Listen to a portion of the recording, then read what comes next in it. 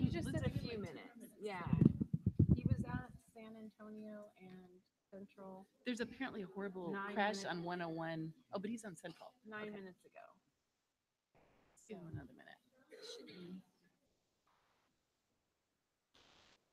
Real cute to see everybody there with their red walkathon shirts. This is one of my favorite parts. Hey, that is just really nice that you took it upon yourself to, Oh, start for the organizing things. Yeah, I really thought nice. it's actually 2 weeks away. I It's know. coming so much It's faster than I well, and thought. Thanksgiving is next week. That's what I haven't even shopped I yet. haven't even wrapped my head around that. Yeah. So I remember weeks ago, I'm like, get your calendar because I didn't, I wouldn't have unless she would know. We're giving a trustee stuck in traffic about 1 more minute, and then we'll just get going.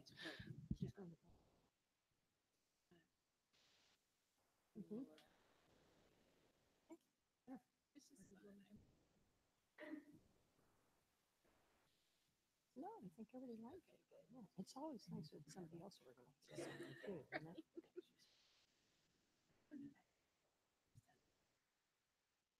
You probably need to. You need to look into. You need, yeah.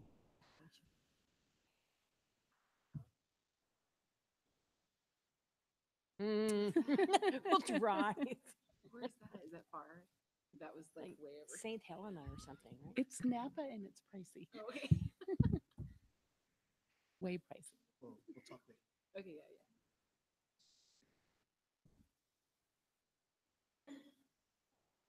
Okay, I'm gonna. I'll wait until it says 6:33. Oh, now it says 6:33. Good evening, everyone. The November 15th, 2018 meeting of the Mountain View Wisconsin School District Board of Trustees is called to order. And I see we have lots of people here to say the pledge, but I would like to make one announcement first. Dr. Rudolph is unable to be with us this evening due to a family emergency. And so Mrs. Geisels is taking his place. So we have the Bub School students here to say the Pledge of Allegiance. We're very excited to have you guys here.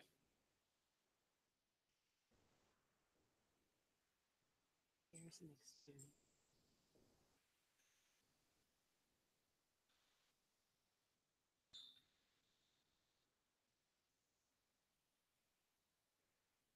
You guys want to scoot back a little bit more though, because of the camera?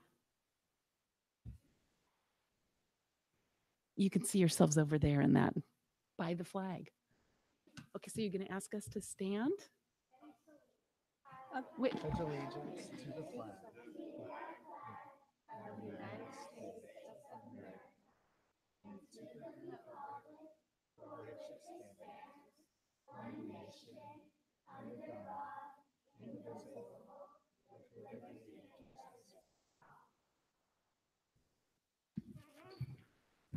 Right. Thank you, students.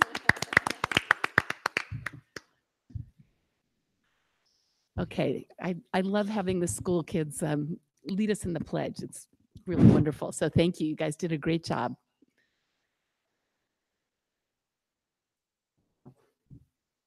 Okay, so can we do the call to order and approve the agenda first? Is that okay? Okay, so roll call. Jose Gutierrez Jr. Ellen Wheeler. Tamara Wilson? Laura Blakely, and let the record note that Trustee Caldonato is expected to arrive shortly, but is not here yet. And do I have a motion to approve the agenda? So moved. Second.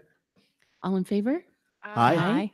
Let the record reflect that Trustee Wheeler, on a motion made by Trustee Wheeler and seconded by Trustee Gutierrez, the agenda was approved unanimously with the exception of Trustee Caldonato, who is not yet here. Thank you. And now we have the Bub School Showcase. Okay, thank you so much for letting us come and share a little bit about Bub School.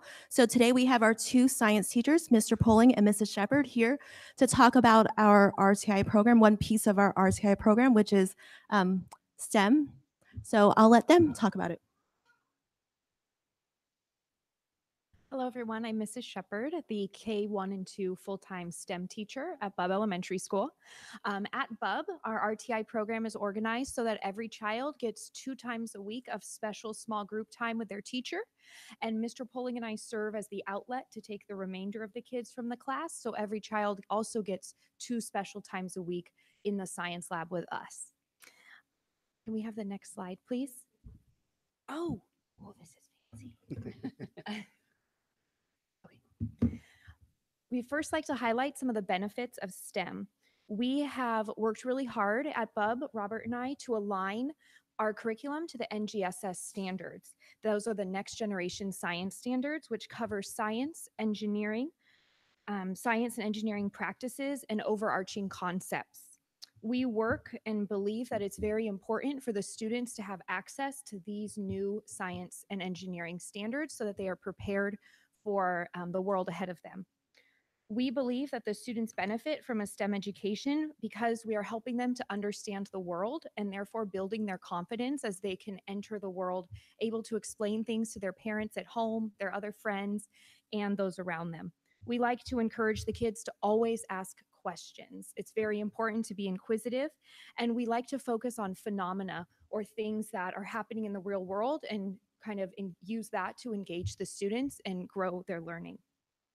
We find that by providing these experiences on a consistent basis for the students, we are building their background knowledge. Now, that's important for all students, and it will support them in their literacy and the connections that they're able to make in the classroom, but also, especially for the students that might not have as much support at home, we are exposing them to things that they otherwise would never have learned about. We focus a lot of our energy on problem solving and thinking skills so that they can then take that science lab as a safe place to practice how to dig deeper, and then they can apply those skills to math and other learning.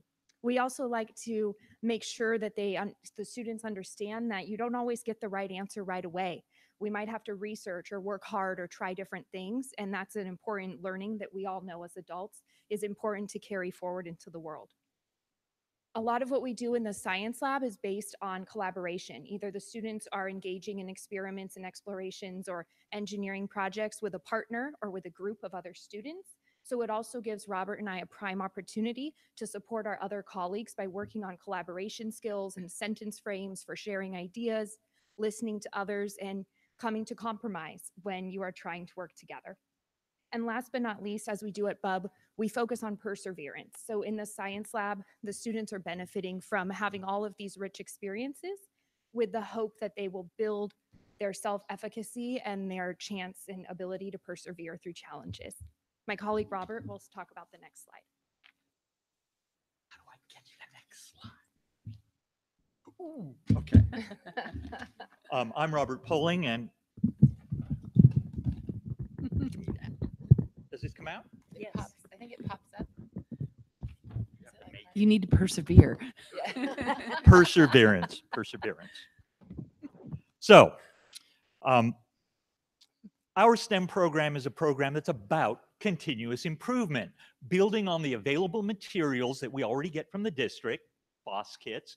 We have to look at adjusting and supplementing to align with NGSS and making sure we're following the California frameworks. We want to get as close to what we're supposed to be doing as possible. So it's about layering PSYOP. We want to get our language strategies in place so that students can work with new vocabulary, whether it's academic, communication skills. We give them the objectives for language, objectives for content, sentence frames, the information they need to build the knowledge they need. It's about the value of consistent collaboration and articulation. We have to practice what we preach. So we're working together to make sure our students can build on what they have learned and take it to the next level, K through 5, and then to middle school and beyond. And we give them that focus on thinking, behaving, and communicating like scientists and engineers. And that means they're learning to question, find resources, use evidence. They're learning to work together to make their team successful. They're learning that successful is not getting the right results, it's understanding the results you're getting. And so it really boils down to really, it's about learning that scientists are always learning. Well, and here's our young scientists. So we're going to have some students who would like to share some of their experiences. Because I don't think they can see you. Ready? My name is Jonathan. I am in first grade. We have been learning all about light, shadows, reflection, and our eyes.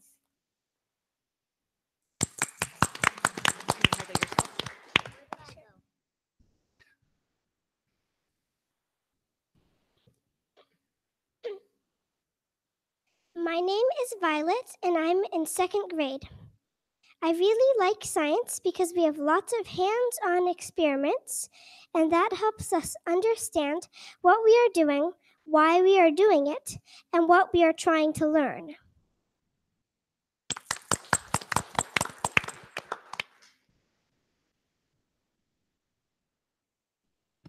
My name is Jessica, and I'm in second grade. I really like science because you get to learn about the earth and you get to learn about light. I also really like B-bots. I get to practice coding.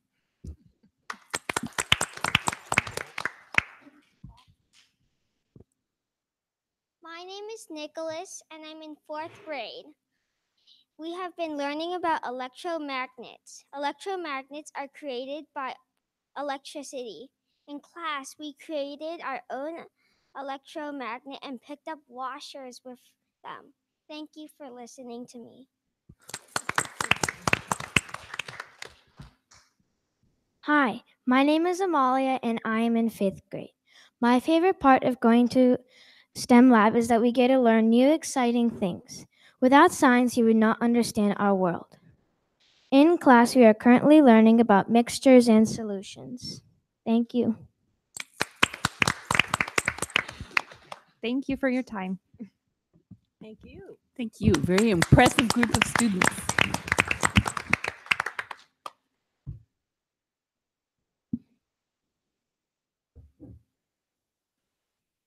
We really appreciate all the staff and kids and family members who've come this evening.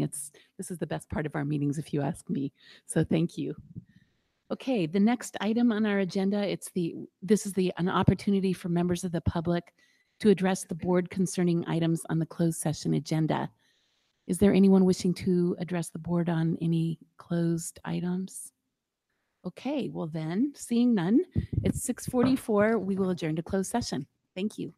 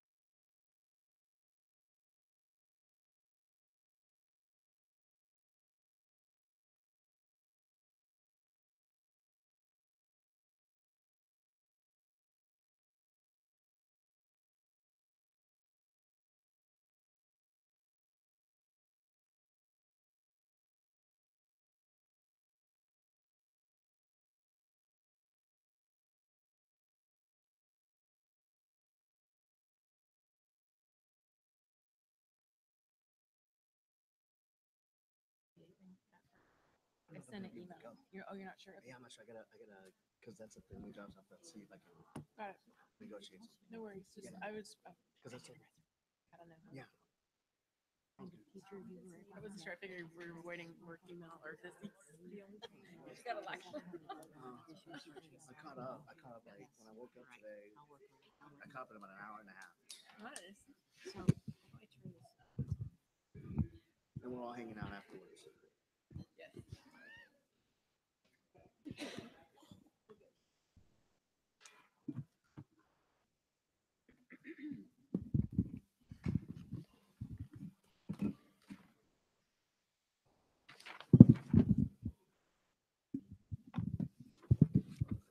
Okay, good evening again. At 7:25, the meeting of the Mountain View Wisconsin School District Board of Trustees is called to order after closed session. I'd like to report that no action was taken in closed session, but we do have a revised personnel report, and Mrs. Geisels is going to present on that. Thank you. So this evening, we would like to acknowledge the work and the service of our special ed director, Gary Johnson. For his dedication and commitment to our students. As of next month, Mr. Johnson will be retiring and moving on to a fabulous new chapter in his life. And we're also very jealous. So we would like to take this time to congratulate him and thank him for all the hard work, all the commitment, and all of the efforts that you put into your work for our students.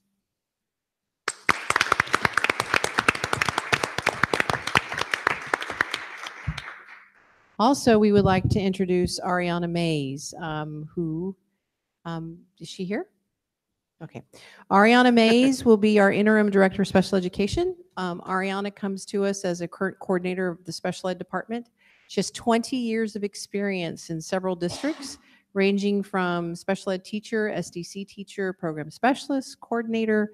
So we're looking forward to her stepping into the role and continuing to serve our students.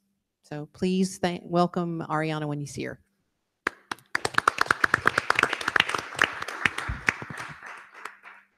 We wish you all the best. We'll miss you. Thank you. Okay. The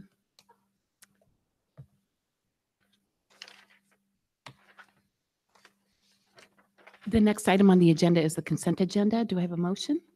So moved. Second. All in favor? Aye.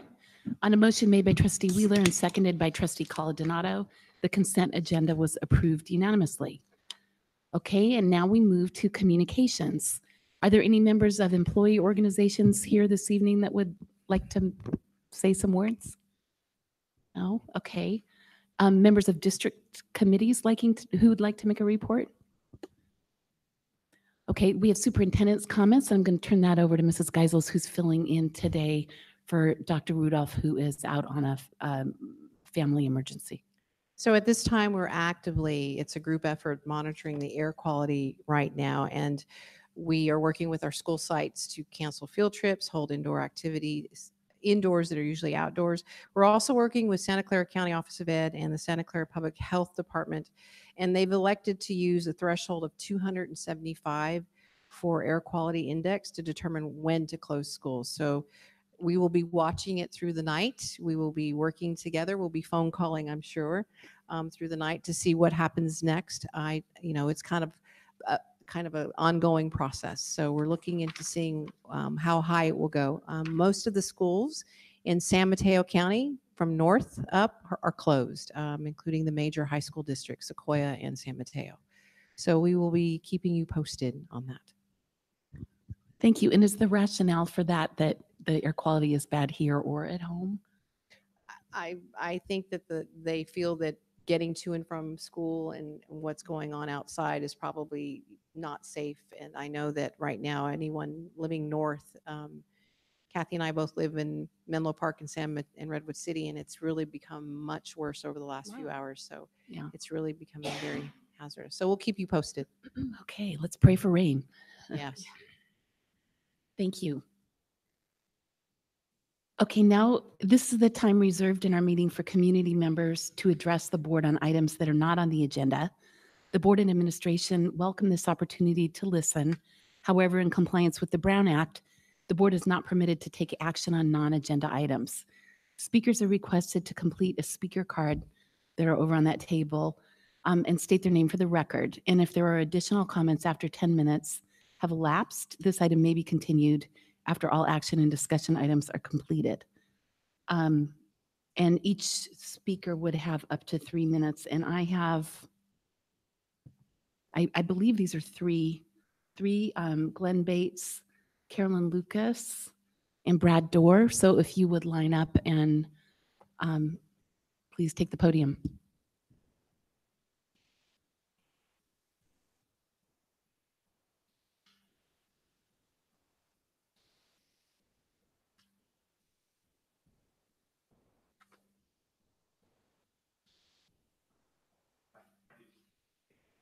Speak into the microphone.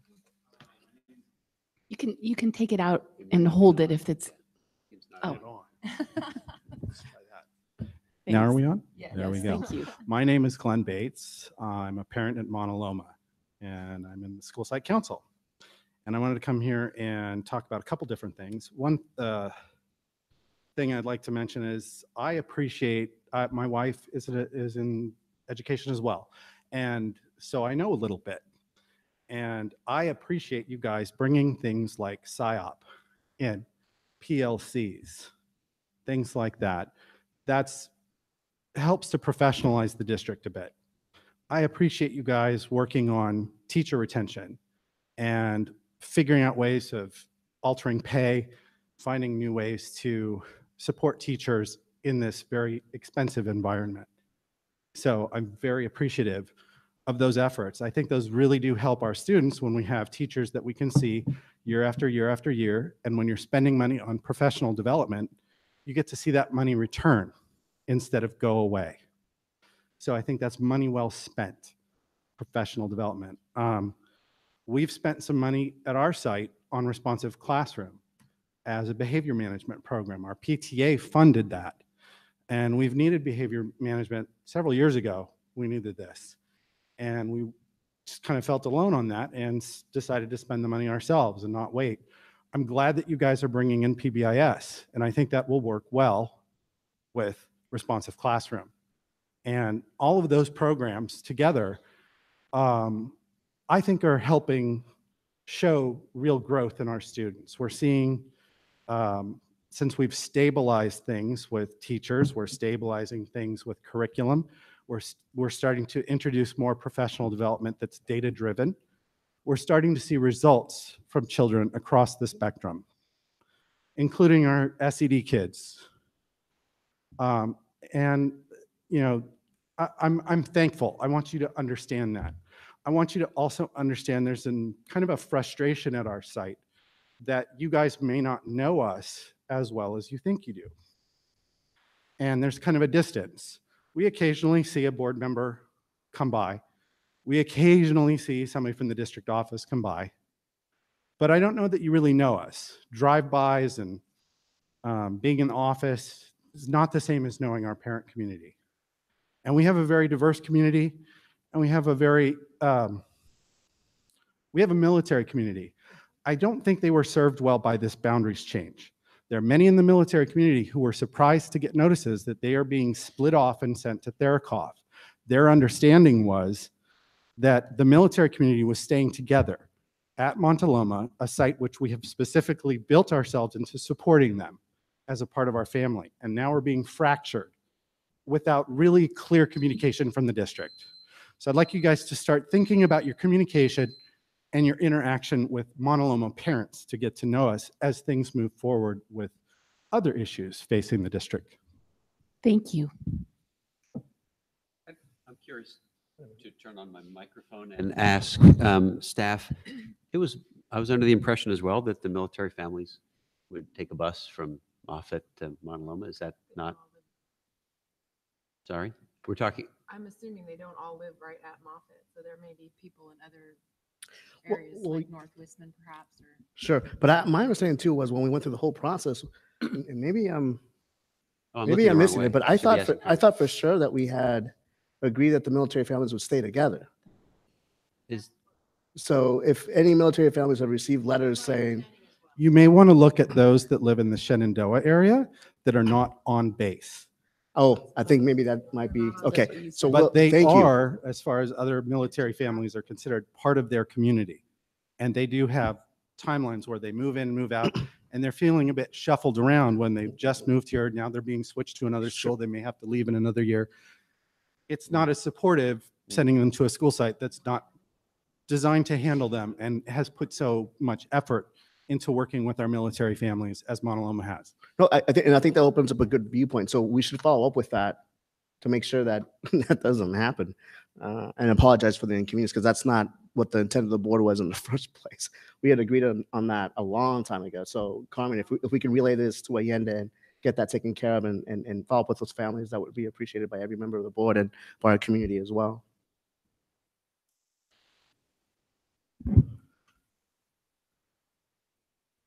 Hello, I'm Brad Dux. I just quickly wanted to, I know that the bullet situation is hitting all of us like a train, but I really wanted to ask for some transparency in how we're going about selecting the district, or sorry, the site. For example, Dr. Rudolph publicly announced prior to seeing the full proposal from Bullis that he was protecting Thorcroft and Castro. There were some programs there, but they could be moved. So I just want some transparency around how we're planning to select the sites. That's it. Thank you. We will be discussing that. The Prop 39 request, is that on December 6th? So there will be full discussion at the board meeting on December 6th. Thank you.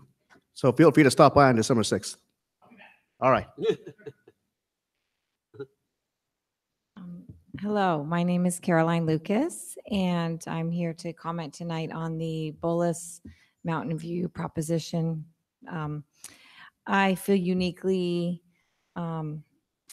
positioned to comment on this as a former employee of the Mountain View Wisman School District and a former employee of Bullis Charter School, and a current K-8 teacher and a current board member in the Menlo Park City School District. I'm not commenting on behalf of any of those institutions. I'm commenting just as a private individual.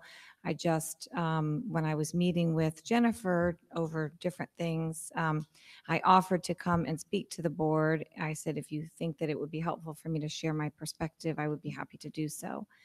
It was my suggestion. She did not ask me to come, and I have nothing personally at stake by sharing with you just a few of my experiences. And again, I don't speak on behalf of any of the school boards or districts in which I've worked, but I did want you to know that it has shaped my comments. So coming from Mountain View, I'm very aware of the diversity of your population here. I was an instructional facilitator, I believe, in 2009. And the whole purpose that I was brought to this district was to really go after tier 1 interventions, to really try to improve the quality of teaching for first response, as opposed to address all the challenges in intervention programs. After leaving Mountain View, after that round of cutoffs, layoffs at that time, I went to Bullis Charter School. And what I experienced at Bullis was such a fundamental shift in my teaching. It was the first year I had gone back to teaching, because when I was here, I was in a mentoring and coaching role. But the level that my teaching changed during my time at Bullis was so profound. It has stayed with me. I'm now in Las Lomitas, and I often go to my binder and look at the goals that I set, and I think about what happened during that time that has stayed with me. And then I think now in my role as a board member, I try to put myself in your shoes and think, what might be in this for us? If I were sitting in your shoes, I understand that there would be oversight, but they would have their own board. And so when I sat as a board member, I think, well, there's a lot of extra work in oversight. There are extra documents to read and extra, there's a lot of extra work. And so what might be some benefits from my perspective? The biggest one is that the teaching that I experienced is so cutting edge. I want to say a decade above or in advance from where the rest of the county and community seems to be. And it seems like, I don't know where you would go if you did this, but I just think the opportunity for teachers to learn, for all the professional development that goes on, for all the things that Bullis has figured out or tried, that the rest of us, because we're sort of in a conventional, when I say us, I mean every district that I've been, Thank you. sort of so conventional that it's hard within those constraints to figure things out. And there's so Ms. much. Lucas, that's we have been- a Thank you. 3-minute time Yeah. limit. There's so Thank much you. that's been figured out. So I will email the board just so that you have my email address. Should any of you want to email me, I'm unable to come on the 6th when I believe it's agendized. So I apologize. It was moved. Thank you. And if you had more comments you wanted to share with us, you could include those in your email as well. Okay. Thank you. Okay. So now we're moving to the review and action portion of the meeting, and we get the single plans for student achievement. And I believe that Ms. Westover with Stevenson is up first. I just wanted to kick it off and just make sure that everybody will present one at a time, and then they're happy to answer all of your questions. And at the end, needing to have a vote asking for you to vote to approve all the site plans at one time. Thank you. Does this include the ones that were presented last time, or did we already have a motion on those? We already We did did, that. okay. Yep. Can't Thank you. So remember. I'll turn it over to Ms. Westover. Thank you. Thank you, Kathy. Good evening. So I'll start by walking you through a little bit about the story of Stevenson and where we are right now. This is our demographics school-wide, and then we'll look at the demographics for the grades that were tested are 3 through 5. The major differences that you'll notice are between the number of EL students. This is not because we lost any students. This is because they reclassified, so they're no longer in that EL category. But more or less, the percents stay the same between our overall demographics and the demographics that were tested. This is our academic achievement in ELA. So there's a couple of things to notice. Overall, the trend is upward over the past 4 years, which is exactly what we want to see. And then also we're looking at cohort growth. So when we look year to year, because every group of students that comes into us is a new group of students. So for example, for 3rd grade, we would start with the light green bar, and we would follow them, so this last year, to the dark blue bar. So going from the green to the blue, we noticed that 3rd graders matriculating up to 4th grade made positive growth. And then we see the same thing for our 4th grade, going from green to the blue bar. Looking at math, we also see a similar trend that overall over the past 4 years that we have an upward trend for growth and also in cohort growth. You'll notice that it doesn't look as pretty as our ELA graph where it just looks like it's completely upward. But again, we're looking at cohort and individual students. And our main goal is to make sure that every student is growing each year, regardless of when they come and how they come to us. And that's what we see in our data. So for our ELA goal last year, we wanted to reduce the number of students not meeting standard by 10%, moving from 84% to 86%. And this past year, we met our goal and exceeded. We went from 84% to 89%. We attribute some of this growth to our STEAM program and our response to instruction. So the teachers were given flexibility on what they wanted to do their second chance teaching with for their students. And it was really based on what the kids needed. We also did open classroom videos. So this was a carryover from the year prior. We're trying to keep a lot of the things that we know are working and then changing them slightly each year to continue them on. So the year prior, teachers were in each other's classrooms. We called it open classroom, so they could walk into someone's classroom and observe. It was particularly based around professional development that we were doing. We switched it to videos this year because we were having trouble with the scheduling. So teachers would video themselves as they were doing their RTI groups. They would record 15 minutes of their second chance teaching and 15 minutes of their extension, and then we'd watch it as a staff together and we'd talk about what things they saw, what was working, what was not working. So I think that I attribute some of our success to those pieces. So for this next year, for ELA, we also want to reduce the number of students not meeting standard by 10%. Key strategies are very similar to the previous year, doing the response to instruction, having our STEAM program. And I'll go on to the next slide. and having our Focus 30 students. So this is something that we've done for the past 4 years, where we came up with a name because initially it was around 30 students. We have a few more, a few less. It's a very flexible list that we go through, and that they're kids that we're constantly monitoring both for social emotional learning and how are they doing academically. For math last year, our goal was to reduce the number of students not meeting standard by 10%. Our goal was to move from 85% to 87%. We met that goal and exceeded it. We went from 85% to 91%. Again, I think some of the things that contributed to this was the videotaping that we did and the response to instruction program. So this next year, we're going to have the same goal of moving 10% more into that meeting standards category, moving from 91% to 92%. And our key strategies are very similar to the previous year because it seems to be working. One thing that we are slightly changing with our open classroom process is that teachers are going in to watch each other live this year as opposed to doing videos, because they enjoyed the videos because of the flexibility, but they said there's just something about being in someone's classroom where they got to pick up on more things that were going on. We also are continuing a cycle of professional development. The way that we design our PD schedule is that they have a professional development on a topic and then it cycles through. So we always come back and to revisit it. This is looking at academic achievement by subgroup. Something that stands out is if you look at our EL students, it appears as if they continue to do worse and worse. I think when we look at the data and we actually look at the number of students in those categories, many of those students have actually reclassified. So when we look at our reclassification data, it's very high. So the students that are in that category in 3rd, 4th, and 5th grade are the kids that are still really working on learning the English language. But a number of students have already reclassified, so they're not in that category anymore. Looking at math by subgroup.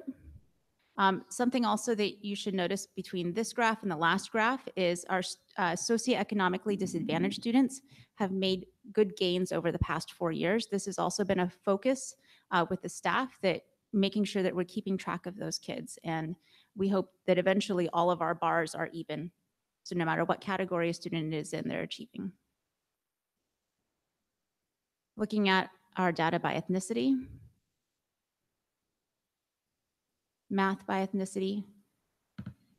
So over the past 4 years, we've also seen gains for our Hispanic Latino students.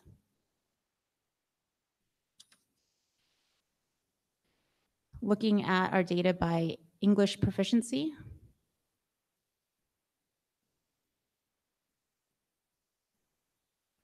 Looking at our math.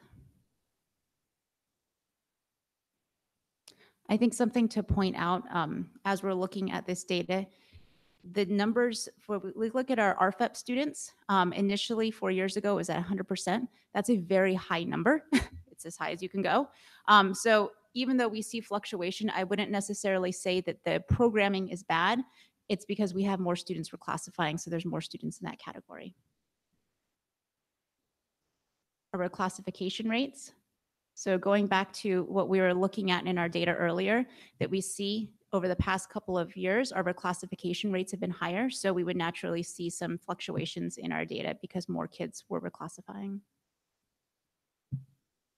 To address our achievement gap, last year our goal was to reduce the number of students by 50%, and we met that goal. So we reduced it from 2 students to 1. Some of this is due to the SIOP training. We had a science mentor, so these kids that typically aren't involved in our Rocket Day or science days, they had a science mentor that worked with them and reached out to those kids. This year, we want to maintain, so each year, the number of students that are at risk changes because they graduate to middle school. So this year we have 0 at-risk long-term English language learners. So we want to maintain that. So next year when we look at the data, we want to see that same number again. So we're going to continue the strategies that we were doing last year. Some of the things that we're doing are the SIOP observations. We have an after-school program this year that's new, and as opposed to having a smaller program, which we've had in the past, it's much larger because we were allocated more funds this year. So we're actually pulling in more students to be part of that program. It's going to focus on academics as well as social emotional learning for the kids. For our human capital goal, last year we wanted to create an environment that teachers wanted to be a part of, which we would measure by the turnover rate and the reasons behind people leaving. Something that the teachers have really enjoyed is we have lunchtime discussions on Thursdays. So Thursdays are typically collaboration days. So the school purchases lunch for the teachers and we all sit down and we talk about things that excite us to teach. So the teachers propose the topics and we talk about why we love that topic or things that are important to us. And I found that the teachers, they get to talk about their passions. It's not driven by our PD schedule, it's driven by what they're passionate about. This next year, we want to focus on our PLCs. We'll monitor pre and post data. So this is something that we did this past year, so we'll continue doing that. And we'll also continue some of the, for example, dinner on late nights, the lunchtime meetings, and teacher-centered walkthroughs and RTI data monitoring.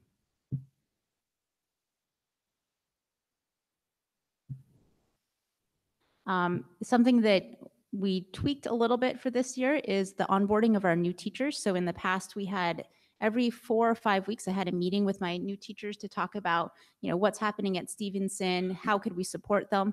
And at the end of last year, we decided we wanted to open it up to all the teachers that were on campus. And we have a meeting that's scheduled pretty much every month, but they're meeting with somebody different on staff. So instead of meeting with just myself or the coach, we have teachers on staff that said, okay, this month is October. We know these things are coming up, and they'll meet with someone on staff. It gives them a chance to get to know the community, the rest of the teachers. And so far, we think it's been working well. For our attendance and suspensions,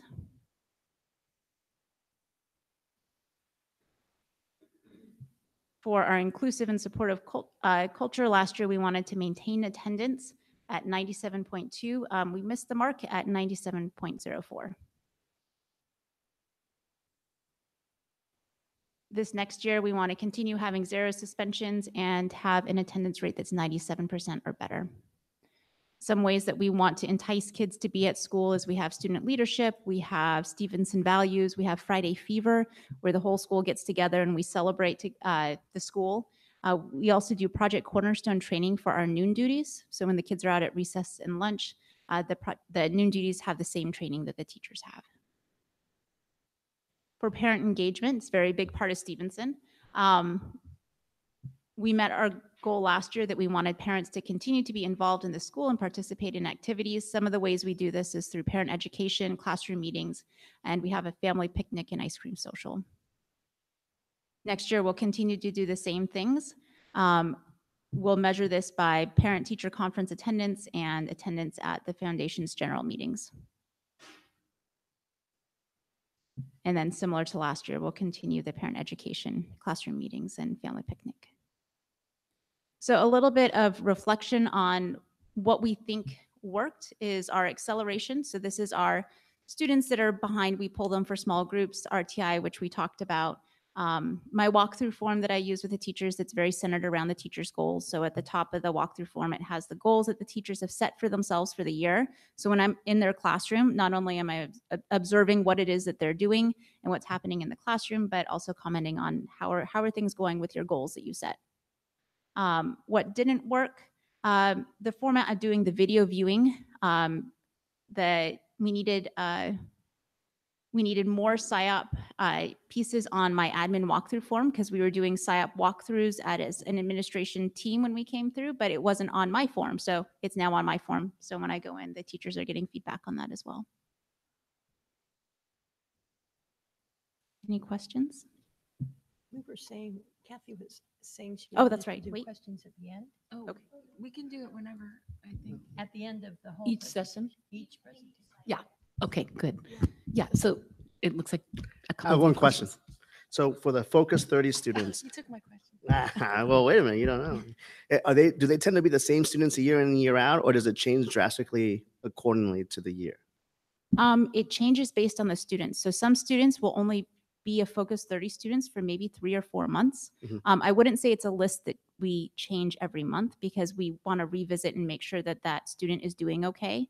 So those students are students that don't have 504s, are not on IEPs, and like we don't have another way that we're not monitoring them. Right. But it is a very flexible list, and it's something that we don't share out publicly because it is so flexible. So I guess to segue on that, can you just describe a little bit more about what that is, the Focus 30 Students like program? Sure. Yeah. I can assume what it is, but I'd rather just. We have a form that we fill out. So at the end of every year, teachers fill out student cards. So this is always happening, but the Focus 30 cards or students, the information is just a lot more. It has a picture of the student. Over the summer, we pull their testing data from the year before, put it on the form. We put their attendance there. We have things, there's a checklist that teachers can mark, for example, works well with pairs, works well in small groups, and teachers can write does not work well when seated. And so they can put all of these things that when a kid walks in the door, to make sure that they're successful from day one. Yeah. Sometimes it even has things like they love Star Wars. So the teacher knows to talk about Star Wars to create that initial connection.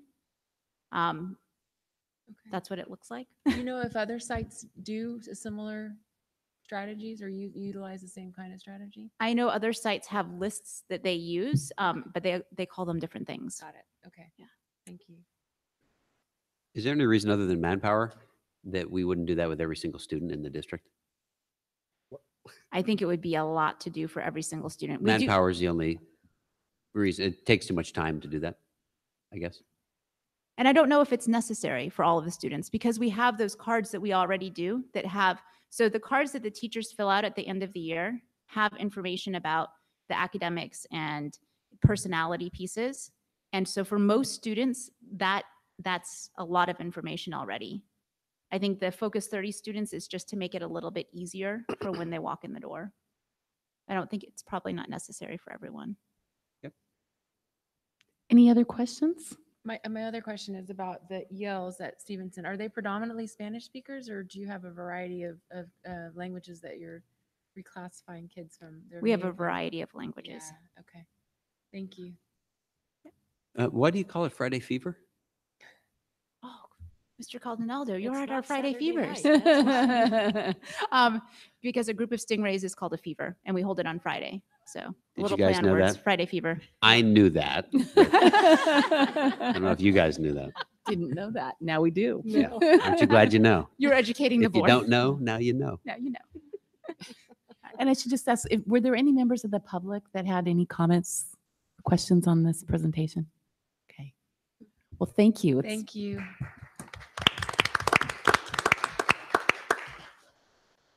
Okay, and I think the next one, we have Tabitha Miller presenting on Mistral.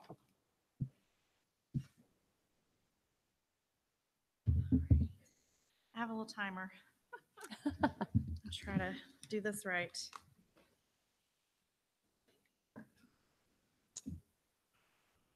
Okay.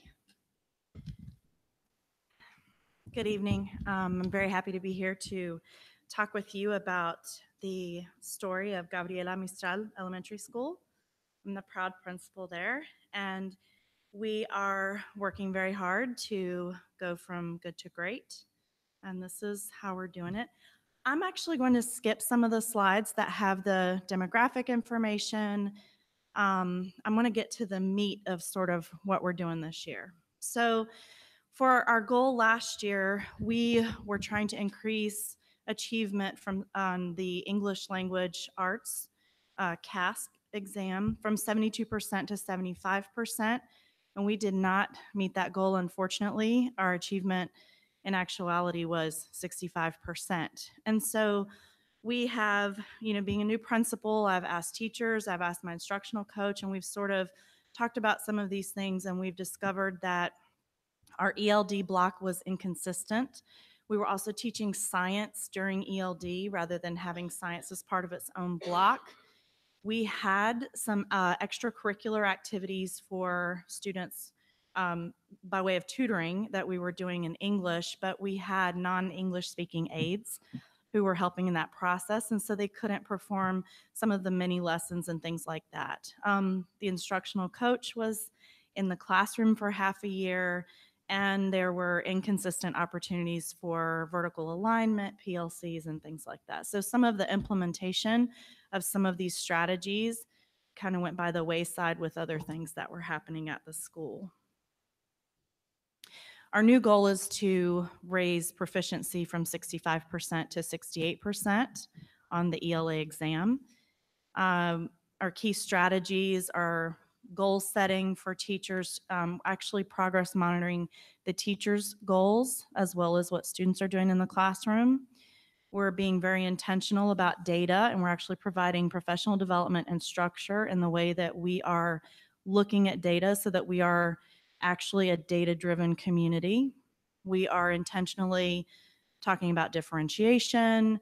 I call it with my staff differentiation on steroids. And so we've got a huge achievement gap that we really need to start working toward, sort of providing things that all kids need. And so that's something we're really working on. I believe Laura asked me what DOK was. DOK is depth of knowledge, and personalized learning is PL. And so that's something that I'm bringing with me from when I was a teacher that has to do with differentiation. It really helps get kiddos to own their learning. So we have, again, some of the key actions, walkthroughs. I have digital walkthroughs so I can provide immediate feedback. SIOP is embedded in my walkthrough, as well as when the district comes to walk through with me. And I do a principal snapshot as well. So I do very detailed walkthroughs, and I also do just a little snapshot that's just a really positive look at what's going on in the classroom. So math goal, we did not meet that goal, unfortunately. We were trying to hit 70%, but that didn't happen. The hypothesis is that, we were using Go Math curriculum while the rest of the district was using Eureka. There was a lack of rigor and differentiation, and so we're working on that. There was no RTI cycle in math. We focused on language only, so we're looking at that as well. And we have a really big gap in math. I believe our gap in math is sometimes it's due to families giving extra help to students at home through there's certain places that will accelerate learning in math. And usually it's algorithmic in nature. And so students come in and see the skill that they've learned and now they're bored, but they haven't given the teacher a chance to go in depth into the topic. So even though we have students who have a gap with the algorithm of the math, we still have a ton of students on both sides who don't know the concepts or have holes in the concepts. And so we're trying to look at how we're going to fix that. Our goal is to raise our proficiency to 71% on the math exam. We are continuing the data dives. We're making time for that in our staff meetings. We're continuing working on SIOP within math to provide opportunities for students to experience and use sophisticated language to explain their thinking. Last year, I believe we started with science and then we went to math when we were doing our SIOP implementation. And I think that kind of hurt the scores on both sides. So we're going to stick with math for some of our focus. We're doing a lot of professional development. SVMI stands for Silicon Valley Math Initiative, and there's a lot of rigor that comes with that as well. So we're getting a lot of training for coaches and for teachers. We're making very good use of our district math coach as well, who's coming in to model and do different things with our staff. Let's see. So over the years, and if you look at 2016, it says 0%. I believe this was the first year that we were Mistral. And so there's some interesting, that 0% is a little anomaly there. But if you look at from the year before to last year, we do have a drop in our reclassification, and we're looking at that. And I'll talk more about that. So last year we wanted to decrease our at-risk or LTEL students from 11 to 8, and we still have 10. And so again, some of these things are coming back to haunt us, where we have science being taught during ELD. The ELD was inconsistent or not intentional. We didn't plan it out very well. We also had the IAs that I talked about before. And so there are just things that we tried to do, but maybe weren't effectively implemented. Our next goal is to reduce the number 10 by 1. And we also want to raise the RFEP performance from 70 to 73% on the English language arts exam. We are continuing with the key strategies of intentionally using SIOP and making sure that teachers are accountable for it. We're doing walkthroughs, and it's in my walkthrough as well. So it should be a daily practice. When, you know, I tell teachers, keep doing what you're doing. If people come around, it should be a habit. So that's what we're trying to, the culture that I'm working toward. We are going to have certificated staff providing the extracurricular tutoring in English, because they can do those many lessons with students. Kid talks. We have an at-risk supervisor. We have lots of help that from folks that are in the school. Some of these I've kind of already talked about. They all kind of tie in with each other. Again, at the bottom, we're providing wraparound services. We have our SCEF and our at-risk supervisor. Our secretaries work with us. Everybody works together to make sure that all these students have an adult to connect with in the school. And we're working toward solidifying a social emotional program at our school that we can all have kind of the same language. So this goal for human capital last year was not really written as a SMART goal, and so it was very difficult to decide whether we had met the goal or not. But there was inconsistency in the implementation of PLCs, CFAs, RTI cycles, all those things. It was difficult to tell. We did have staff turnover. You know, there were just some inconsistencies. And one of the biggest things was that there was no behavior plan in place, and that has changed. So our goal, this one isn't exactly a SMART goal, but it does pull in, we're going to develop together a plan for consistent data collection and analysis. And the reason that we don't have a measurement there is because we're in the middle of providing professional development so that teachers know how to do that. And then we'll have sort of a metric for it going forward. Okay. I'll continue to provide PD. We provide a lot of release days or partial release days. We have, we very strategically use roving subs so that teachers can meet with me, meet with the coach, and have professional development that's differentiated for them. Almost. I'm going to skip and go here. We have created a new program, and we call it MIFE, which is Mistral Inclusive Family Engagement. And we have talked with community members, and we want, instead of sending Spanish-speaking parents to PK, we want to have all of our parents, regardless of language, being at the same event. Ellen was there today when we talked about, we had the counselors come in and talk about social emotional learning and how parents can support at home, and that was a bilingual event. And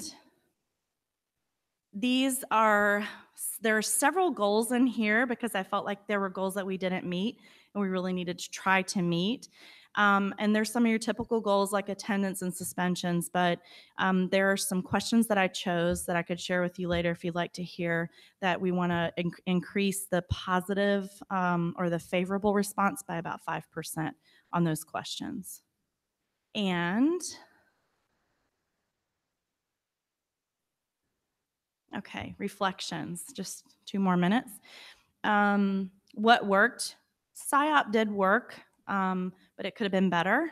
I love having IAs in the classroom, but I love having them in math and in SLA, Spanish language arts.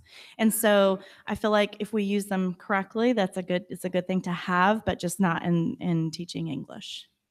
We did RTI cycles. We had pretty effective PLCs, but I think our PLCs are becoming stronger.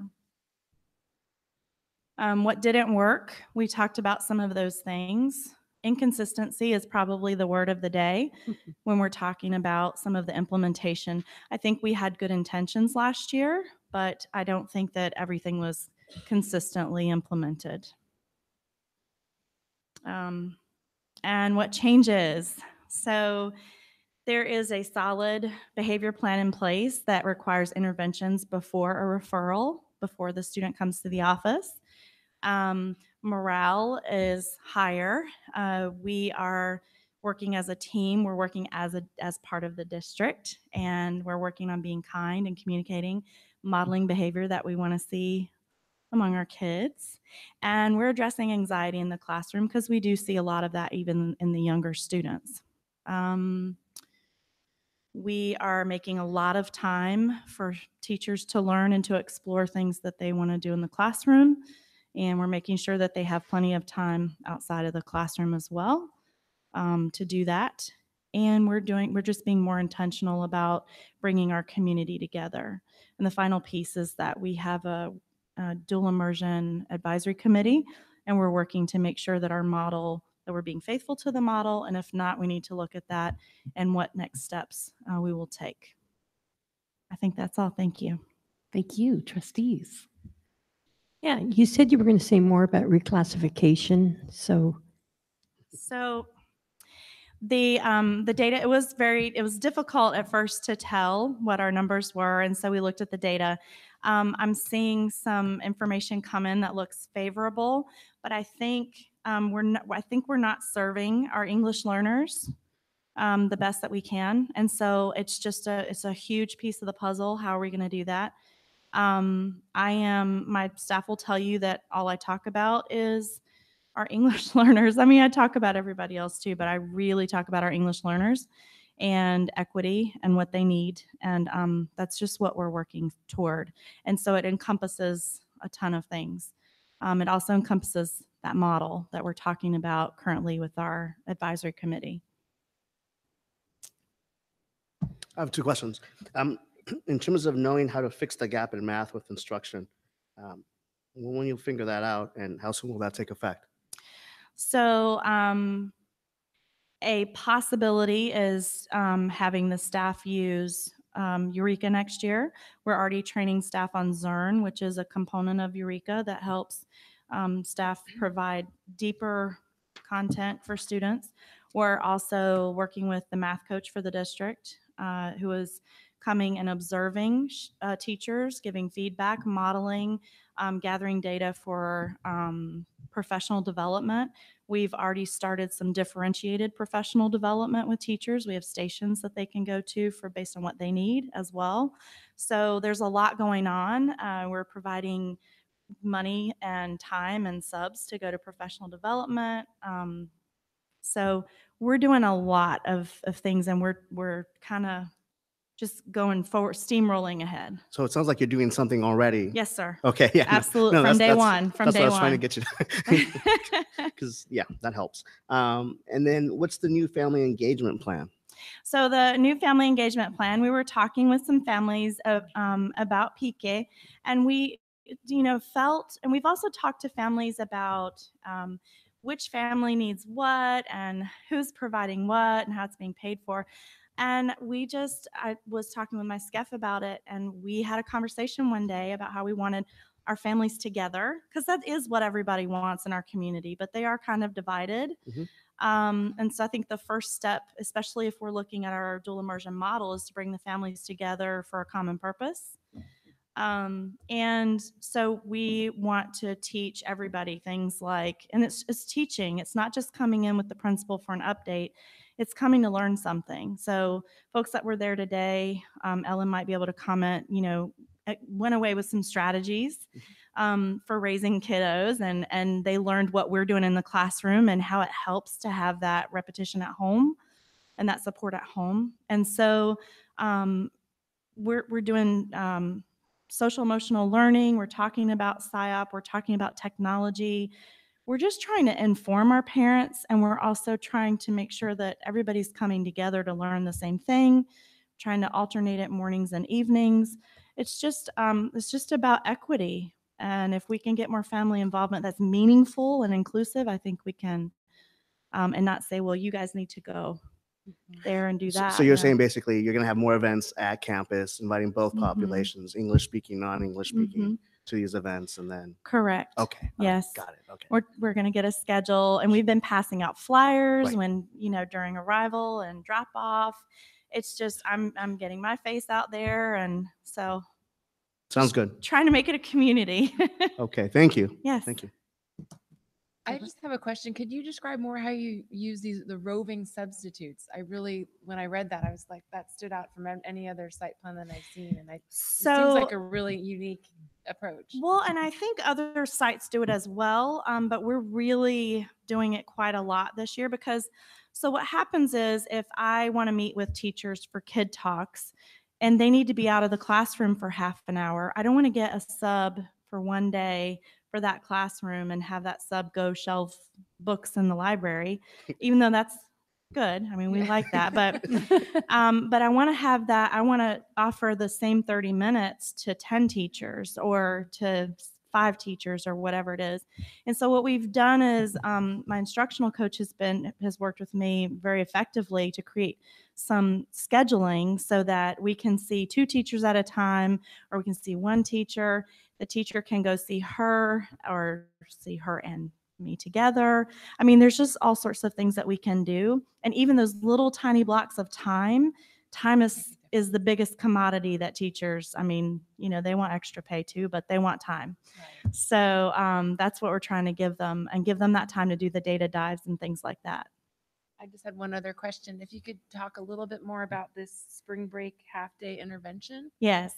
So we have 2 very, I just say spitfire kind of teachers in 4th grade, and they work extremely well together. They're partners in everything. And so over spring break, they do 4 half days where they take kiddos that are a little bit that are behind, and usually, students that might not be traveling, and they spend a half day with them for 4 days and try to catch them up. And they really saw a ton of growth last year. That's wonderful. Yeah, Thank you. so that's what I'm talking about, is that the morale, the teamwork, we're really pointing out those things and how it makes us what our tagline is, which is the happiest place to learn and work. So we're trying. It's not perfect, but we're working on it. Great. Well, I'm really encouraged because I know there were some rough edges, and I'm delighted to see that it looks like you really dove in deep. Yeah. Right in the beginning, and spent a lot of time in the summer trying to, analyze them and figure out, Yes. refinements. So Yes. But I do you. give certain autonomy to teachers, to teams. As long as the team thinks it's the right thing to do, I usually approve it. So it really, I think, makes things work really well. Takes a village. Yeah. Thank you. Did anybody else have any other questions? And I'm assuming nobody from the audience. Okay. Thank you very much. Thank you very much.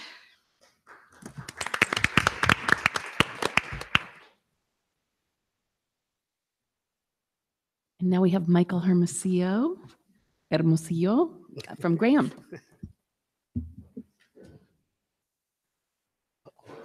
It's the team. Yeah. Oh. He's got help. Yeah, you want me? This side? Yeah. Good evening, and thank you in advance for looking over our plan.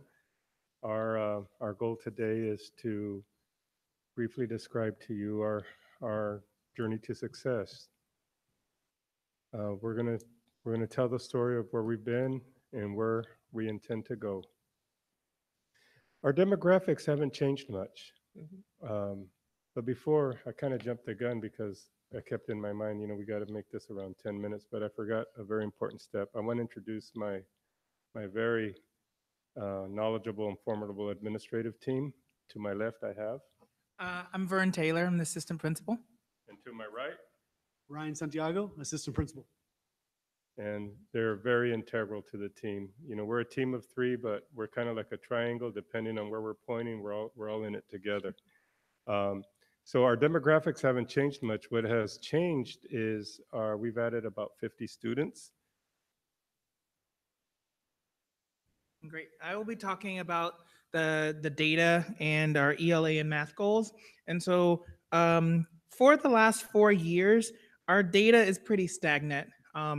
There's not much growth from year to year. We have about 4 percentage points growth in ELA and about 8 percentage points in math. And that's about 4% behind for the district in ELA and 2% behind in math.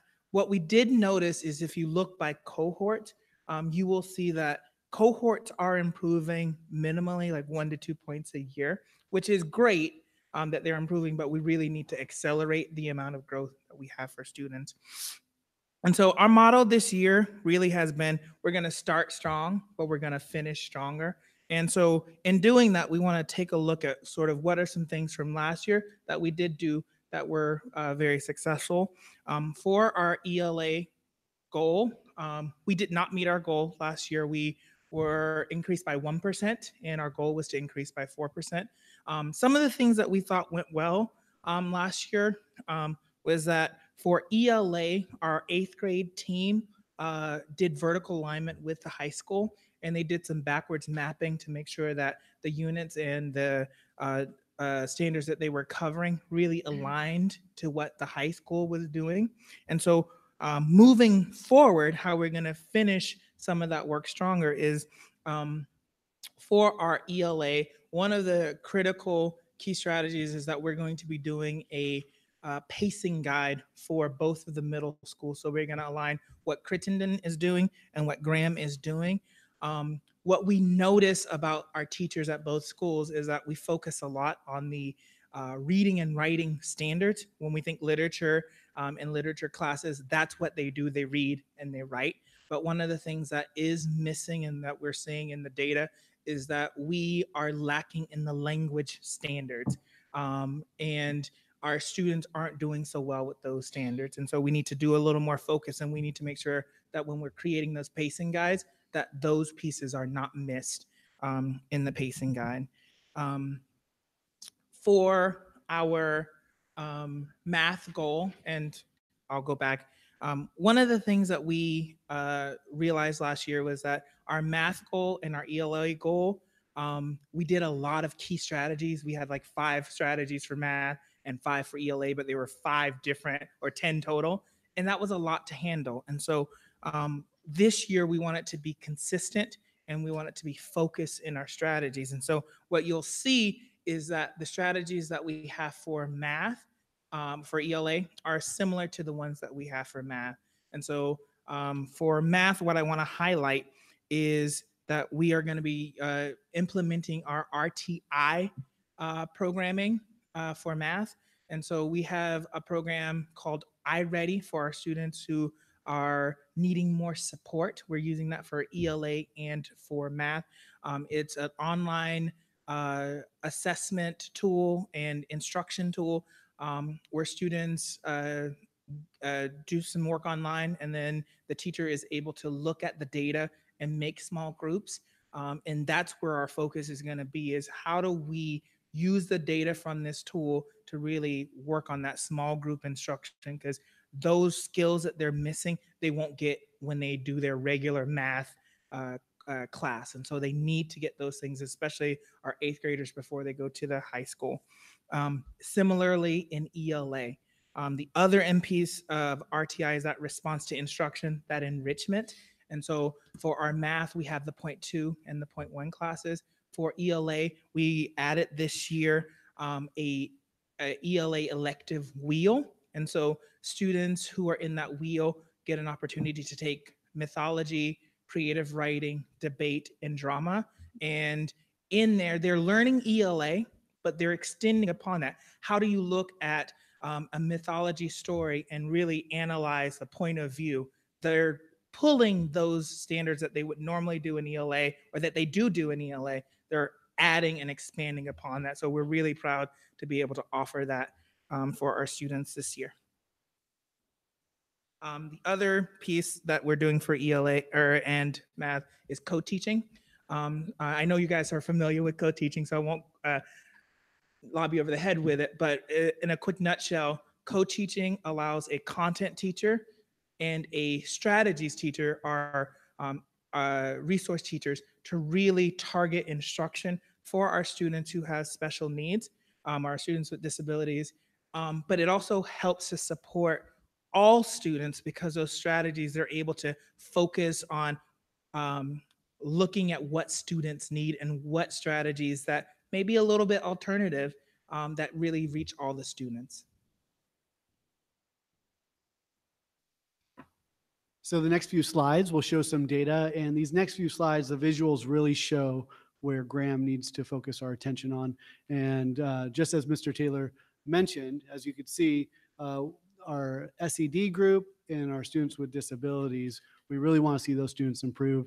And we're really excited about the alignment and the focus that we have with co-teaching and RTI to support these groups with ELA and math.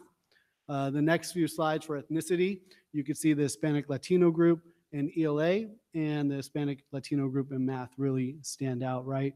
And many of those students are EL students, not all of them, but even if they were not our SED students or EL students, we still know that that is a group that still needs support, right? So with the PSYOP instruction and the RTI, we're really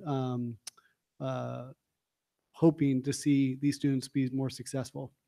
And then if you see, this is also the area, RFEP, the second to right column on the furthest right. So you see the difference between, about a 30% difference between the RFEP and the EOs for English language arts. And then you see the difference as well between the RFEP and EOs for math, right? And RFEP students means fluently reclassified as English proficient, right? So these students should be at or near their EO peers. And so this is something that we are heavily focusing on as a staff at Graham.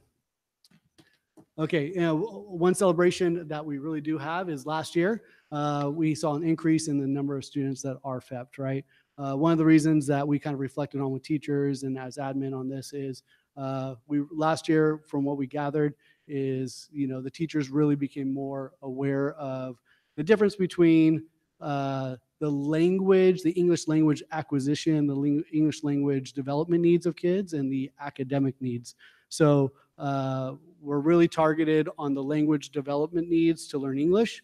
But as you can see from the last two slides, the content of the academics in math and ELA and those standards still need to be addressed. And that's what PSYOP is intended to do as well. So last year, the goal was for our LTELs, and we met that goal. Some of the features that we'll be talking about, action steps, are the PSYOP implementation. I think last year, from what we gathered, was a really good start in how we're going to build upon that. The other area is around the after-school kind of interventions that we're putting in place. But the one thing that's really different that this year that we're doing is all those interventions within the school day as well, although we are figuring out ways to improve the after-school intervention. So with PSYOP, like Mr. Taylor said, we're trying to be aligned and focused. And how did we start strong this year? I think we really started strong with working with Crittenden and being really focused with our instructional staff and our EL director, helping our sites with Crittenden and EL be focused on the same strategies. Our site has the same strategies. The department has the same strategies. Our coaches know those strategies, and we're really aligned and focused. We're ready to implement, and now it's on us as an admin team and support, and actually teachers working together to refine that process of those strategies for our students. After school program, kind of some things that we gathered last year became more of a homework completion, or the data was not monitored on is it effective and is student growth happening. We provided these opportunities for students, which was great. And this year, how we started stronger. Our content teachers have already, after halfway through the first trimester, reached out to students and families. And a lot of our content teachers are offering those students that they've identified additional support. After trimester one just concluded, We're working with our teacher leadership team, and we're also researching some after-school programs, and we're going to be analyzing the data to see what students really need that targeted instruction. So we're in the process of that right now. Okay, for human capital, professional learning communities, as you've heard through many of the other school sites as well, was a focus at Graham last year and will continue to be a focus this year. We didn't have a measurable data, but we kind of changed the goal, so we will have a measurable data this year. So last year, what we gathered is last year, one of the successes was creating this documentation for teachers to really focus on what standards they're teaching, how are they creating assessments, how are they analyzing that data, and how are they doing next steps. The things that we kind of found out along the way is it was probably like an inconsistent practice, and also the teachers really buy into it, and was it living out in the classroom, or was it just documented on paper, right? So we're really working with staff that it's not just going to be documented on paper, but we're really living this out in the classroom. And so if you look at one of our key strategies, it's really focusing on, okay, you've analyzed the data, you've collaborated with your partner, and what are those next steps for students? Is it really being implemented in the classroom? So we're looking at the implementation of next steps for a professional learning community. And I'll rewind a little bit. How did we start strong this year with professional learning communities? We really came back to what a professional learning community is. If you were walking around Graham, teachers would say, I have to go to my PLC meeting. I have to go to my PLC meeting. PLC is not a meeting. A PLC is a way that a school operates. And how do we collaborate in a meeting, but how do we support each other beyond that meeting daily to support our kids? And that's what we're really getting back to here at Graham. Okay, and Mr. Rousseau.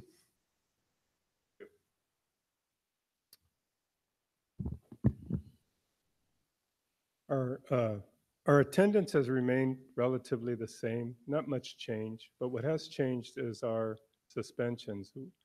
We're down from the 16-17 year, you can see we had 48, and last year we were down to 29. And this year we're continuing that trend. It's about an alternative to suspension. Just know that any offense that's suspendable, there will be a suspension. But what we're doing is we're trying to be proactive instead of being reactive. And we're trying to keep students in class. We're trying to keep students at school. And we work as a team collaboratively and with our SCEF and with our at-risk student supervisor to make sure that this happens. For example, I mentioned at the beginning, we're a team of 3.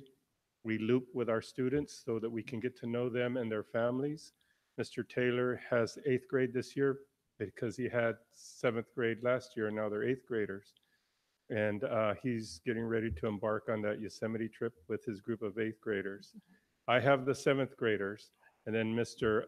Santiago, because he was in the elementaries the year before, naturally he's starting with 6th graders.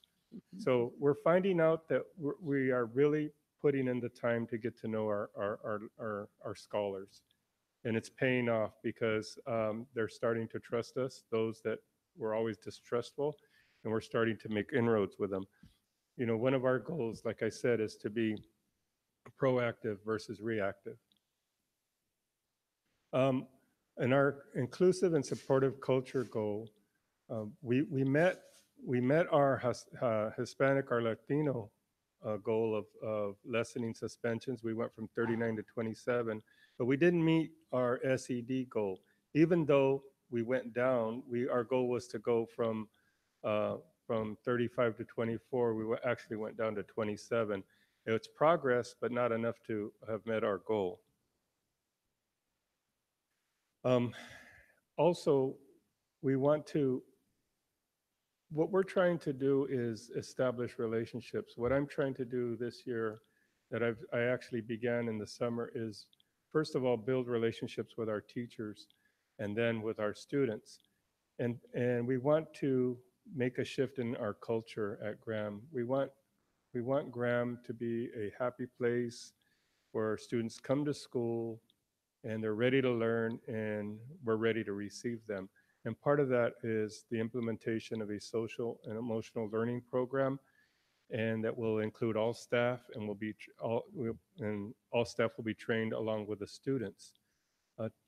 For example, I see we see components of that already in place at Graham, but we want it to be school-wide. For example, I spent most of the afternoon today in a co-taught class, and it was amazing. The only reason I had to leave is because I had to attend, the only reason I left is because I had to attend a 504. It was just so awe-inspiring to see the kids, the students happy about their learning and moving around, the energies, the dynamic between the general ed teacher and the education specialist and how they were going back and forth.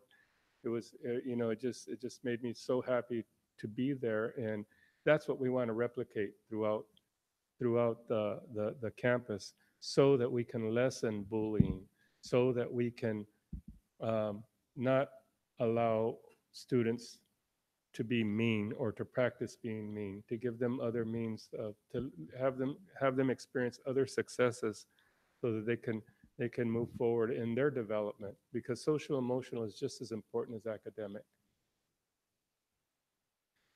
So we're researching that, and this plan, this social emotional program. Our hope and aspiration is to bring components of it this year and then fully implement it as soon as we can. And we're hoping that this culture, this paradigm shift in our culture will also extend into the home. So like Ms. Tabitha was saying, workshops like PK and stuff have to be extended broadly to our community and offered to the community at large. Even though we are serving that portion of our community that is in most need, but we need to extend it to a broader group. Our instructional coaches, what is working, they're working with the teachers. The collaboration is amazing. I check in with the coaches, we all check in, and they're always busy at Graham, meeting with teachers, walking through classrooms, and also the alternative to suspensions. This is a dynamic process. It's a process that involves every day. It's what it looks like is we get there in the morning, and we have our list of students that need a little bit extra attention, and we check on them first thing in the morning, and it has to be consistent. They get tired of seeing us, but the good part about it is they start changing those habits, and then they start seeing us on a happy note. And some of them are tough customers. These are habits that have been built. I had one parent, a mother, tell me, he says, "Good luck with this." They've been like that since kindergarten. They've been together since kindergarten. And we understand that, but we're working on them. What didn't work, Mr. Santiago mentioned our tutorial center. We need to be more specific and more focused, and we have to be completely data driven. And we're heading in that direction. The direction now is focus and alignment.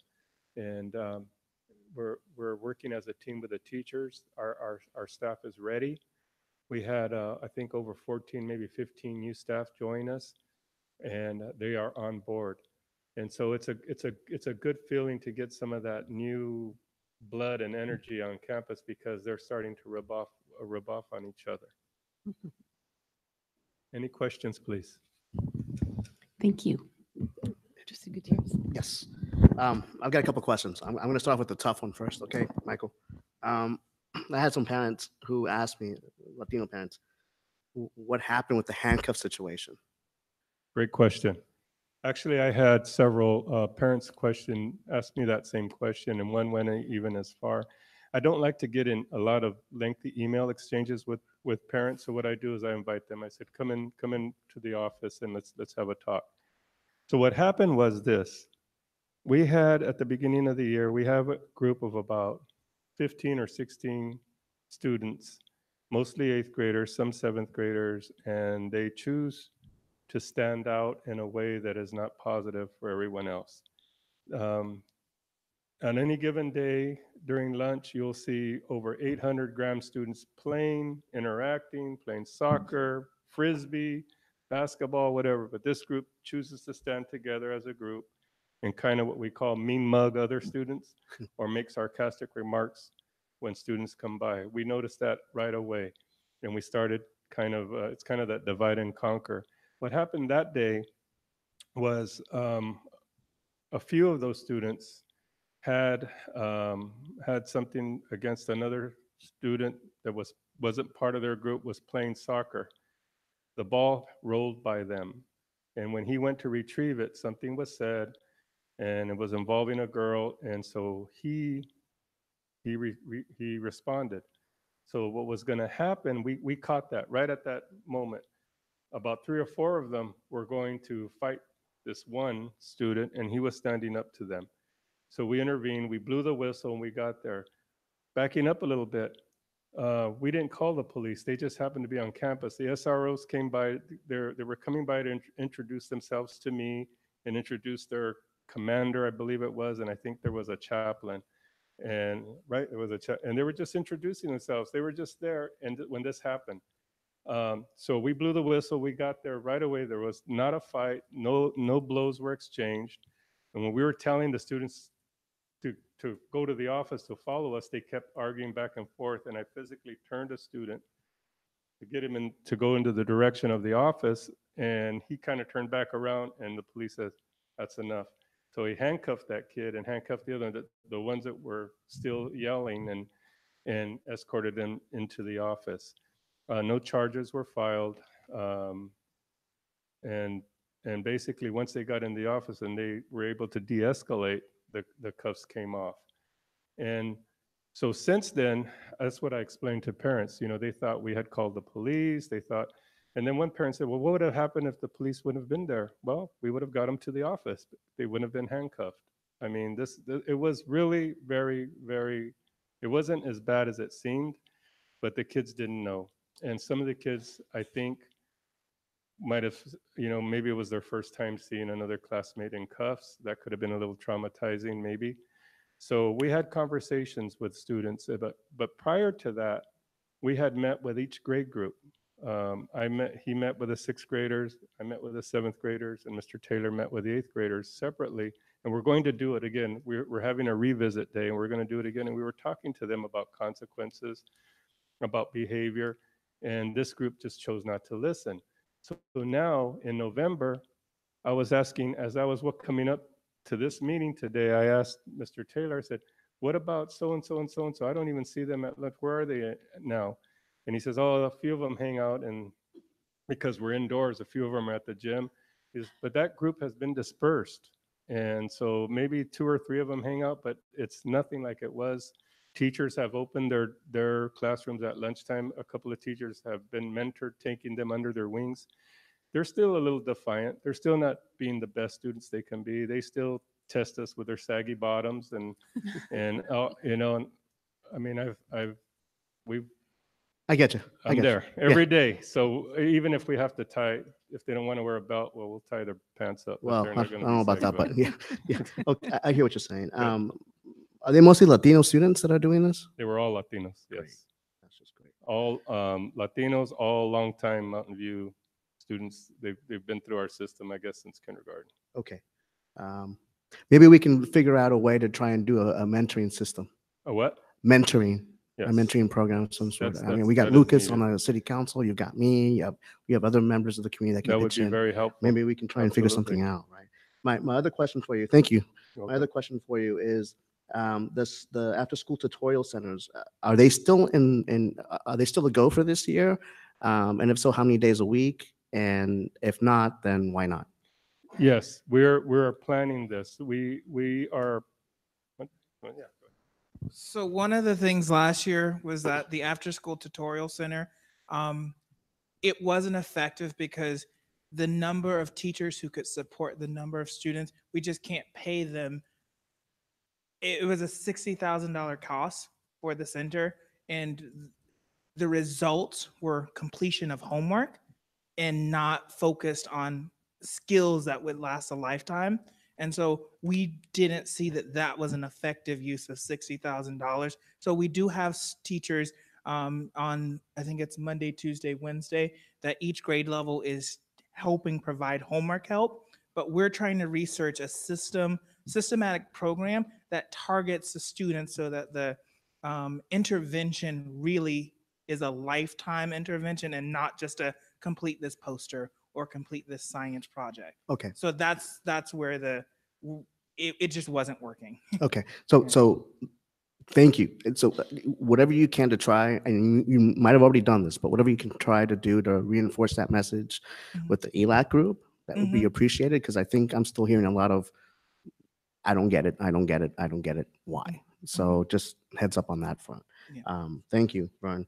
And then my last question is, you all have an intervention officer now, or is that position still vacant, or how long has she or he been in this? Yeah, we have an at-risk supervisor. She's finally here with us full time. We're really excited about having her. She's really going out of her way to be proactive, and that's our real take is, how do you build a connection? Because kids respect and listen to people they like and they have a relationship, and that is our goal with all of our teachers, is building a relationship with the students on campus. If a kid is giving you some trouble, build a relationship. That will help. That's what the research shows. It is effective. Okay. So. Thank you. Any other questions or comments, trustees? Okay, and nobody from the public wishing to speak? Well, thank you, all three of you. Thank We very much Thank you. appreciate it. Thank you very much. And Laura, are we going to take a break? Yeah. And it's 8:45 now. Is a 5-minute break enough? Let's take a 5-minute break. Shut this off. I'm gonna try to get a reservation at Yosemite campsite or something. I mean, like Mono Lake, Mammoth, that's great. Yosemite, it's open. Usually after school starts the best time. Yeah. You know, in the valley or Bridalveil is the campsite. It's like you So go to the overlook. Yeah, tell me which part you You like. get on the back. You're up above the valley. That's where we used to go after school started. Yeah, let's see me zoom out. Where are you at? Mhm. I was just trying to find any place that I could book online. You want to camp? Or you want to backpack? I'm talking about camping. I mean, but if there was like one of those housekeeping units, I'd take that. But I don't even know if I can't find Those are them on usually here. hard to book Yeah, I can't without find them way in in here. advance. It's called housekeeping camp. Yeah, it's not even a choice here. Well, that's weird. In recreation.gov. And it's a national park. So it should be Yosemite. on there. It's called Curry Curry Village. Housekeeping. Curry Village, Curry Housekeeping, Yosemite. The one So, I'm like- thinking is actually up and around, but it's not with all the amenities. Oh, check availability. If this thing were available, I would definitely, Is it this weekend? like tomorrow, they just sent something. No, one of the exhibits just said, because of the bad weather, bad air, you need to work from home tomorrow. You know, work from home. How about work from Yosemite? How about over there in the morning? I'm trying to talk my wife into that. That's why we're at 9702. I see. Yeah, not 97.2. So, yeah. If you're up there, you can still drive over. If you ever have multiple days, I got lots of options over there. Just not let me pick a day.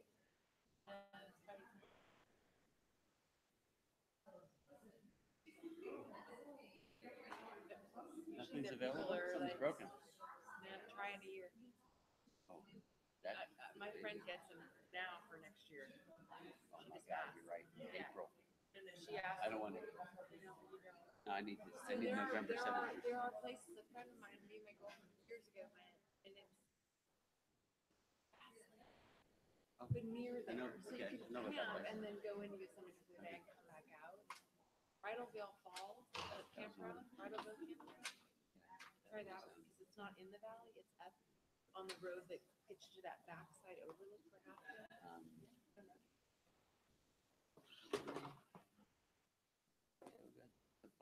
So it's up, it's like on it's the south side of the valley. Bridalveil area. It says 5 sites. I assume 5 sites available. A lot of people don't think to look there.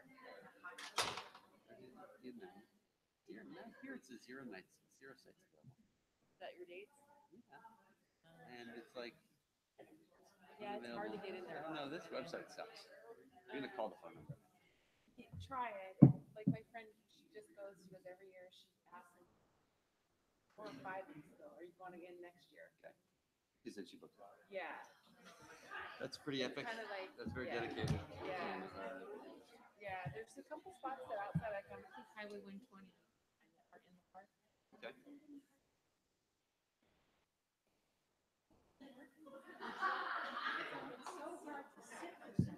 I know, that's my challenge. It's painful. It doesn't hurt so bad if I keep my one foot up, like Yeah, for some yeah. reason. I don't know what that's about. It looks like the whole MVLTA team has a thing on Friday at lunch. So would Thursday work for you? I don't care. I just threw I out Friday don't 'cause that's what care. we did last time. I think Thursday works fine. You know, we've got Golden Bell Thursday night, What's it night? Yeah. and Wednesday night I am busy. But I think Thursday And I think a lot of lunchtime. people may not be there Wednesday night. So, No, yeah. no, yeah. So I think Thursday. Perfect. I just would emailed work. everybody like, let me know about Thursday instead. Yeah, and Joe Okay. had said that I guess he's not tied He in was anymore. smart. Yeah, because Fiona's like, we've got a thing we have to. Yeah. Okay, Thursday. Cool. So you'll see that update. Laura, they had to change the luncheon thing. So Thursday, MBLA has something on Friday. I don't know if Thursday would be. I'm asking you all dates. Fiona and I know. She's the one that's interested. Oh, she's the one that's yeah, she said they have some financial thing that they're holding. I emailed her. Exactly. She's okay with it. Yeah. Yeah, it's her suggestion. Which one's doing that? Oh, yeah, do you guys have, well, Thursday. Well, no, that's why I was talking about it. Thursday. Yeah, Right, that's what I was thinking. happy hour. Well, Thursday or Friday. I mean, if Thursday could work right afterwards. But that only goes to 7. Yeah. So I was waiting.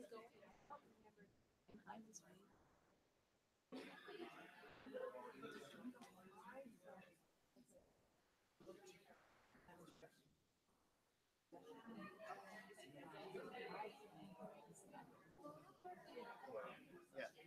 Yeah, I didn't think like, I thought that's what And he's going to be there. So that was good. But I mean, that I do that. Yeah, but I think we will all.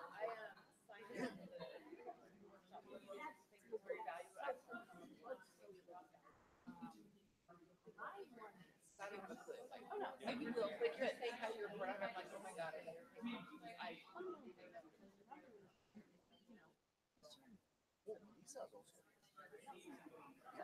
I just remember you were like,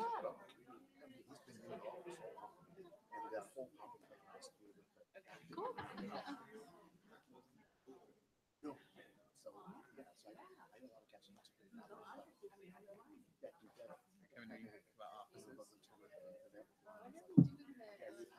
to catch them. Oh my God. I would need help. Here you go. Here's an envelope.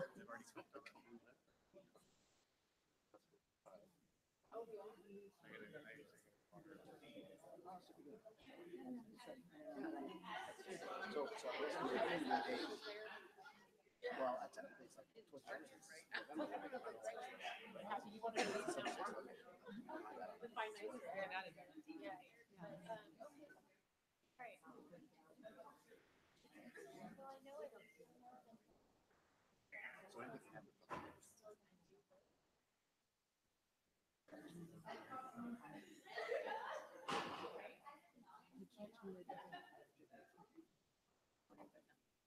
you should tell them about the tomorrow. They may not do it. About what?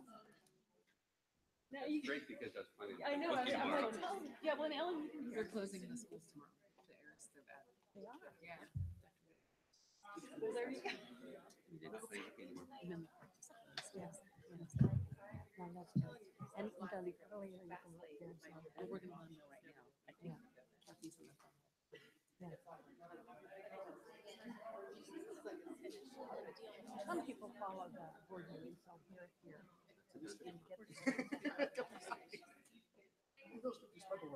Yeah.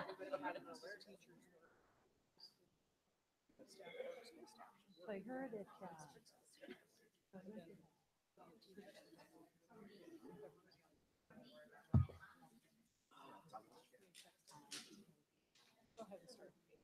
never.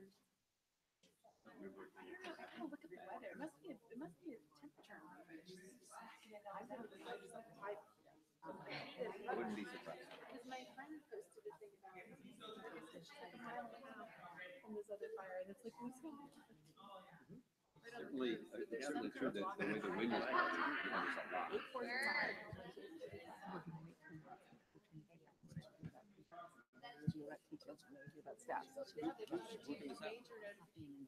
Do you feel it in here?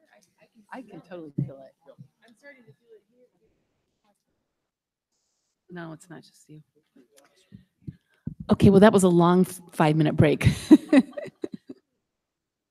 So let's see the next. Okay, guys.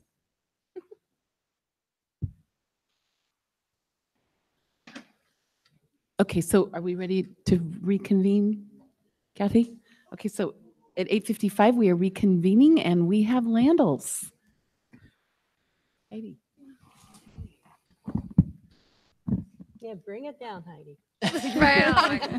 All the So way wrong. down. That's okay. Okay. You can also take it out if you don't want to. Yeah, this is good. Can you? Ellen will be here all night. Good evening. I'm here and I'm pleased to talk about our great Landals community. We've made some great strides last year and we're continue to do so this year. I'm going to just slide past these first few slides of data because I know you've already looked at them, and I'm going to focus on our 5 goals. So our first academic achievement goal is for ELA. And last year, our goal was to increase from 58% to 62.2%. We did meet this goal, and actually we went from 58% to 68%. For 2019, we are going to increase from 68% to 71%. We are going to use several strategies for this, mostly based on data. So what's going to happen is we're going to use multiple data points to inform regroupings, and that's going to be during instruction, during remediation, and also extension opportunities. This will provide us accurate information, and then we can target the individual needs of the, and we can target the individual needs of the students. We're going to use multiple data points. One of them is going to be using iReady because we purchased iReady, and it gives 3 diagnostics per year with accurate information. Our next academic goal is math. In last year, our goal was to increase from 53% to 57.7%, and we did meet it, and actually we increased from 53% to 64%. By June of 2019, our goal is going to be, we're going to increase from that 64% to 68%. To do this, we are going to progress monitor using multiple data points, and we are going to use a small targeted group of students that nearly met the SBAC assessment. We're going to take those students, we're going to use multiple data points, and we're going to analyze the data and give them extra help during small group instruction. These students will be progress monitored and their instruction will change according to what they need. I'm going to slide past the data again because you've seen it. And we're going to go to the third goal, which is the achievement gap. For our academic achievement gap, last year, we had the goal of reducing our long-term at-risk, long-term EL students from 25 to 22 students. We did. We reduced the number by 7. By 2019, June 2019, we're going to have 2 goals this year. And we're going to look at our at-risk EL learners as well, our long-term EL learners, and we're also going to focus on our RFEP students because they still need help. Can't forget about them. Our key strategy for doing this is going to be PSYOP implementation. Last year, Last year, we started with PSYOP strategies and we focused on math. This year, we're going to do math and we're going to do ELA. This is going to be done through specific objectives, using academic language with sentence starters, and giving the students multiple opportunities to have interactions. And those interactions are structured. What we've been seeing through walkthrough data, individual and with our PSYOP team, and through our release days, is we've been seeing great growth with the academic language and the sentence starters and structured interactions during the classroom walkthroughs. Our next goal is on human capital. Last year by June 2018, the goal was that the staff was going to collaboratively develop and implement learning walks, and they were going to make feedback forms. This strategy was not met. This year, we're going to use the same goal, but we're going to tighten up the implementation. So we're still going to collaboratively develop and implement instructional rounds, and we're also going to make feedback forms and logs. We started this already, and my instructional coach and I visited Castro, and we looked at their instructional rounds and their forms, and we are going to start next trimester, which is now. It is next trimester.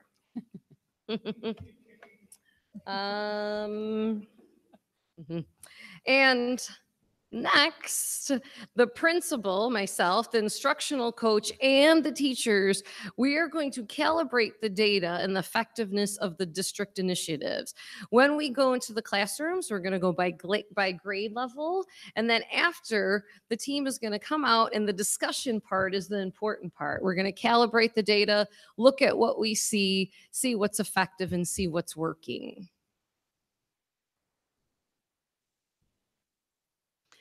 And we're going to move on to our inclusive and supportive culture goal.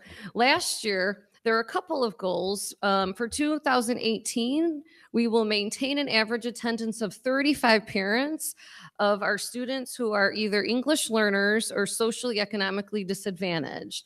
And we wanted those families at either educational or other school events. We did not meet this goal. We had an average of 30 parents, which is close. We also had an attendance rate to meet of 97%. We actually had 96.41%. So we were off by a bit.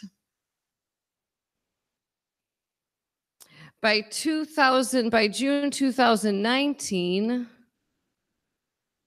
I don't know why that's like, there it is. By June 2019, we're going to keep the attendance. We're going to keep the attendance to 97%. So we'll try to increase. And we're also going to maintain 0 suspensions. The key strategies for this inclusive and supportive culture are going to be social and emotional learning strategies. Some of them are new and some of them are continued from last year. We want our students to feel valued, and we want positive behaviors and that are modeled and enforced. So what we have is a pride team, and it's our 5th graders, and there's about 20 students. And that pride team is our modeled behavior students. And they're leaders of the school, and we use them in different capacities. We have Monday morning assemblies, and during the Monday morning assemblies, we're starting to do SEL skits, and the 5th grade students make the skits. We have a little Hollywood cut, and they say, okay, this is what we're really supposed to do. They also give out ROARs, which is a positive behavior school-wide implementation plan. And they give out the ROARs to our K-4 students and 5th graders. We also are still using our Project Cornerstone. We do an enrichment program after school, which is the Landell's Enrichment Activities Program. That's our LEAP program. We're also partnering with CHAC. And also in our Landell's Latest and in our The Landell's Latest is our newsletter for the families. And then I also do a newsletter for the teachers, and SEL tips are given in those newsletters. For the teachers, the last one was about using a 2-2-10 rule with your students, which is to pick 2 students and every day for 10 days, just talk to them for 2 minutes a day. Doesn't even have to be about school. So I just give tips to the to the teachers to use with their students on a weekly basis. After looking at these 5 goals, then we sat down as a team during staff meetings and said, okay, what are we going to change? And this is what we decided on changing. We're going to do regular walkthroughs and instructional rounds. We haven't done instructional rounds at Landell's yet, so that's going to be a new implementation. We're going to use iReady with Fidelity. We had iReady last year. This year, we're going to use it with Fidelity more often and use it and look at the data and study the data. And we're also going to use the data tracking for core instruction and for RTI. It's important to look at the data and see what each individual student needs. So we sat at staff meetings, we talked about these. We've already implemented some of these, and we're excited to keep going through the 2nd and 3rd trimesters and keep looking at the data. We're excited for this year to come. Thank you. Questions? Trustees, questions or comments from Ms. Galassi?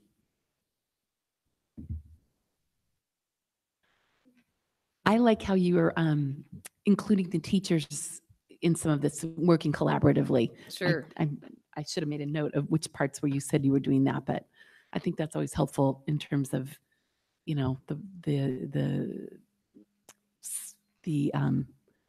inclusive Buy-in. environment. Yeah, sure, It's sure. late. Sure. Yeah. Sure. So thank you. Perfect. Okay. Thank you you. very much.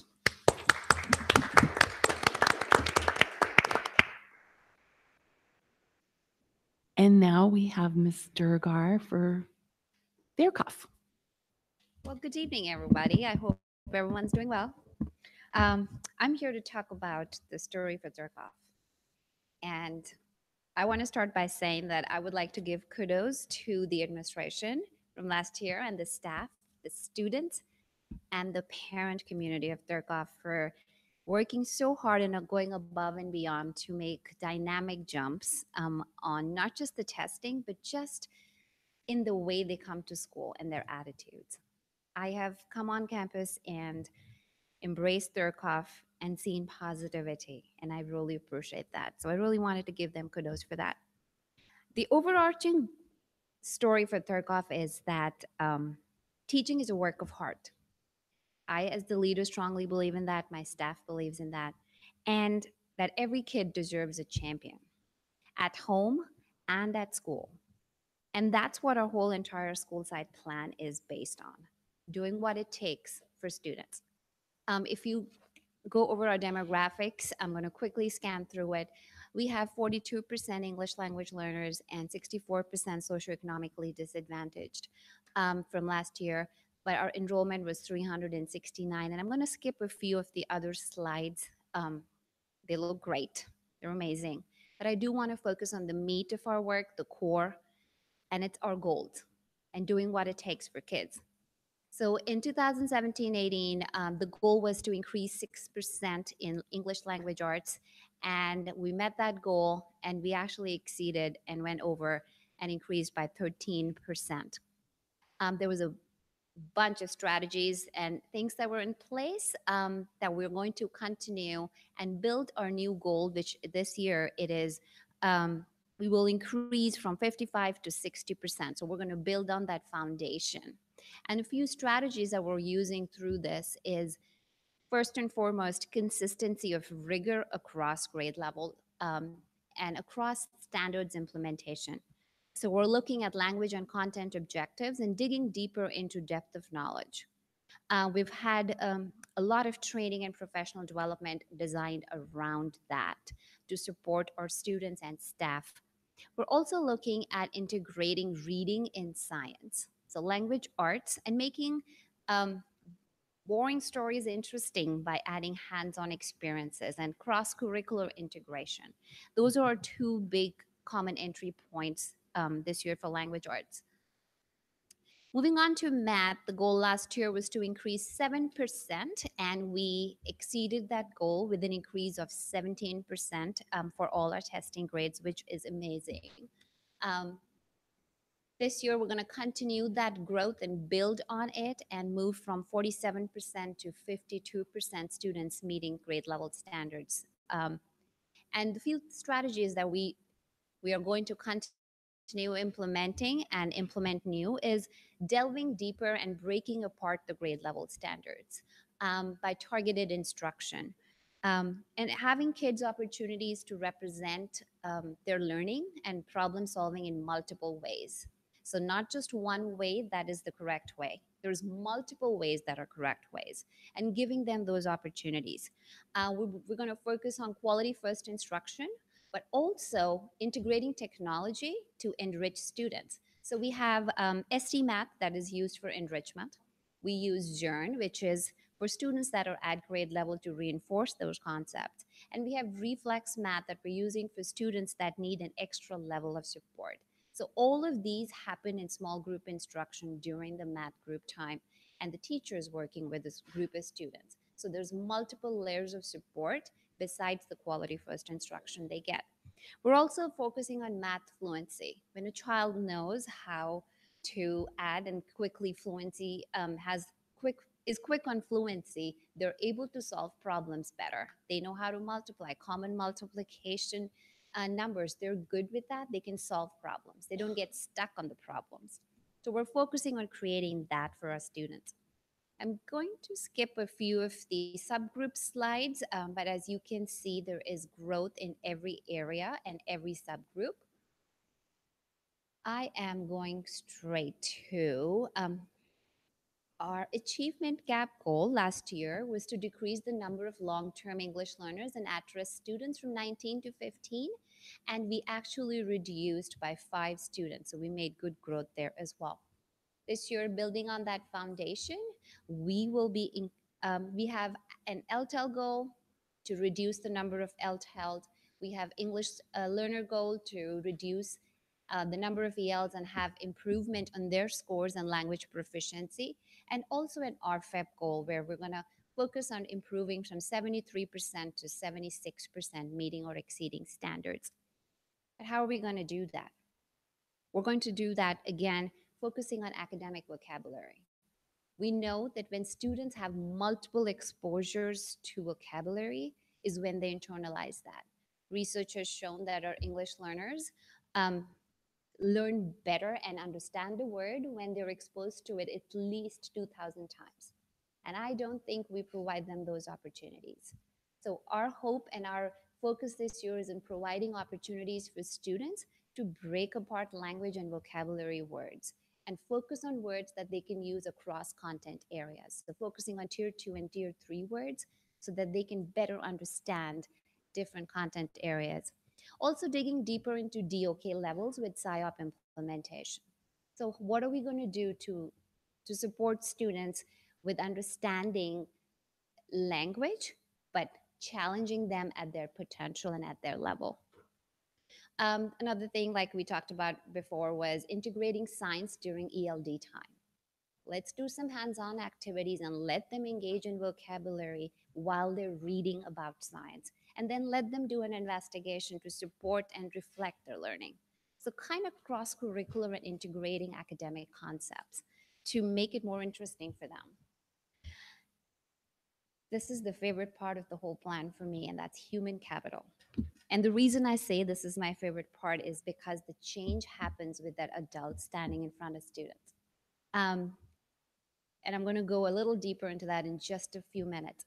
Last year, the human capital goal for Turkoff was that grade levels will operate as a PLC and complete at least 4 formative assessment cycles related to PLC questions. We actually had majority of our staff last year, there was 13 new teachers, and they were not trained in PLC function. So they were just digging deeper and learning how the PLC works. And a colleague of mine just said, right, PLC is not a meeting, PLC is the way we work. It's actually a mic drop to that because that was really cool to hear that. And our school is focusing on understanding and digging deeper into collaboration. This year, like I said, this is my favorite part. We're going to have 100% of our teaching staff engage in at least one, and I will tell you we've already exceeded that goal, one professional development opportunity in either STEM, STEAM, NGSS, writing, and ELD. Very clear focus. We're going to keep this and focus on them understanding the standards to teach the standards. We're also going to focus on engaging students through hand-on science classroom activities. What can we do to integrate content and have students engage and get down and dirty, get out in the dirt and play, and reflect their learning through writing concepts? So we're trying to integrate all learning. Here's my best part, and I took a bunch of notes on that I was thinking about this. How are we going to do that? Well, I believe that when teachers are clear on what they have to teach, then they have more freedom and time to figure out how they're going to teach. So our job this year that we're focusing on as the leader of our school is, what do teachers want? We've conducted at least 3 staff surveys. After every staff meeting or a professional development opportunity, we send a survey out and ask them how they feel about it. What would they want next to develop and hone those skills? So what we're focusing on is hearing teacher voice, involving them in their own learning, and building ownership for their learning. You tell us how you want to grow. What plan do you want to come up with? This puts empowerment in our teaching staff. This year I've taken a group of 9 teachers. We call them the STEAM team.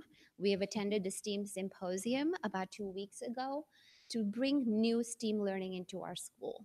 And they're already implementing it in their classrooms and collaborating with their colleagues and spreading it across the school. We've had 3 PD sessions, professional development sessions on depth of knowledge and how they can increase rigor in everyday instruction.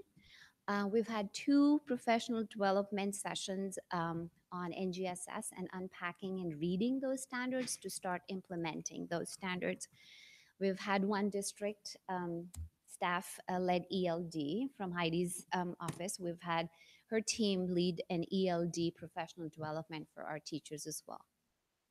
In a nutshell, the more you give to teachers, the more they want in our school. And I am embracing that and seeing that as a culture.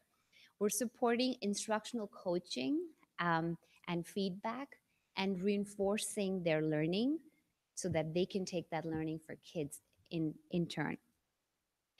There is a lot of focus on walkthrough feedback and constructive feedback through results-oriented cycle of inquiry and collaboration among team members. Oh, I'm doing this. Oh, I'm doing that. This is what's working. This is what's not working. Just this morning, I had 2 teachers in the front office rapping to a song because they were working on developing for ELD. They were working on integrating a science concept on light illumination and translucency and all of that, and working through a song that they were going to sing later in the day with kids. And it was at 8 o'clock in the morning, and they were wrapping it in the office because no one was there. That was very nice to see that because they wanted to do something fun and enriching for kids.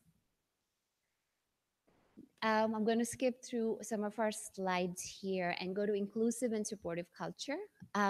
In 2017 and 18, we've partially met the goal of reporting that students will feel that our school cares about them or be able to help solve conflicts.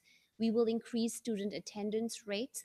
We partially met it because attendance rates did increase by 0.3%, and the parent participation rate increased as well.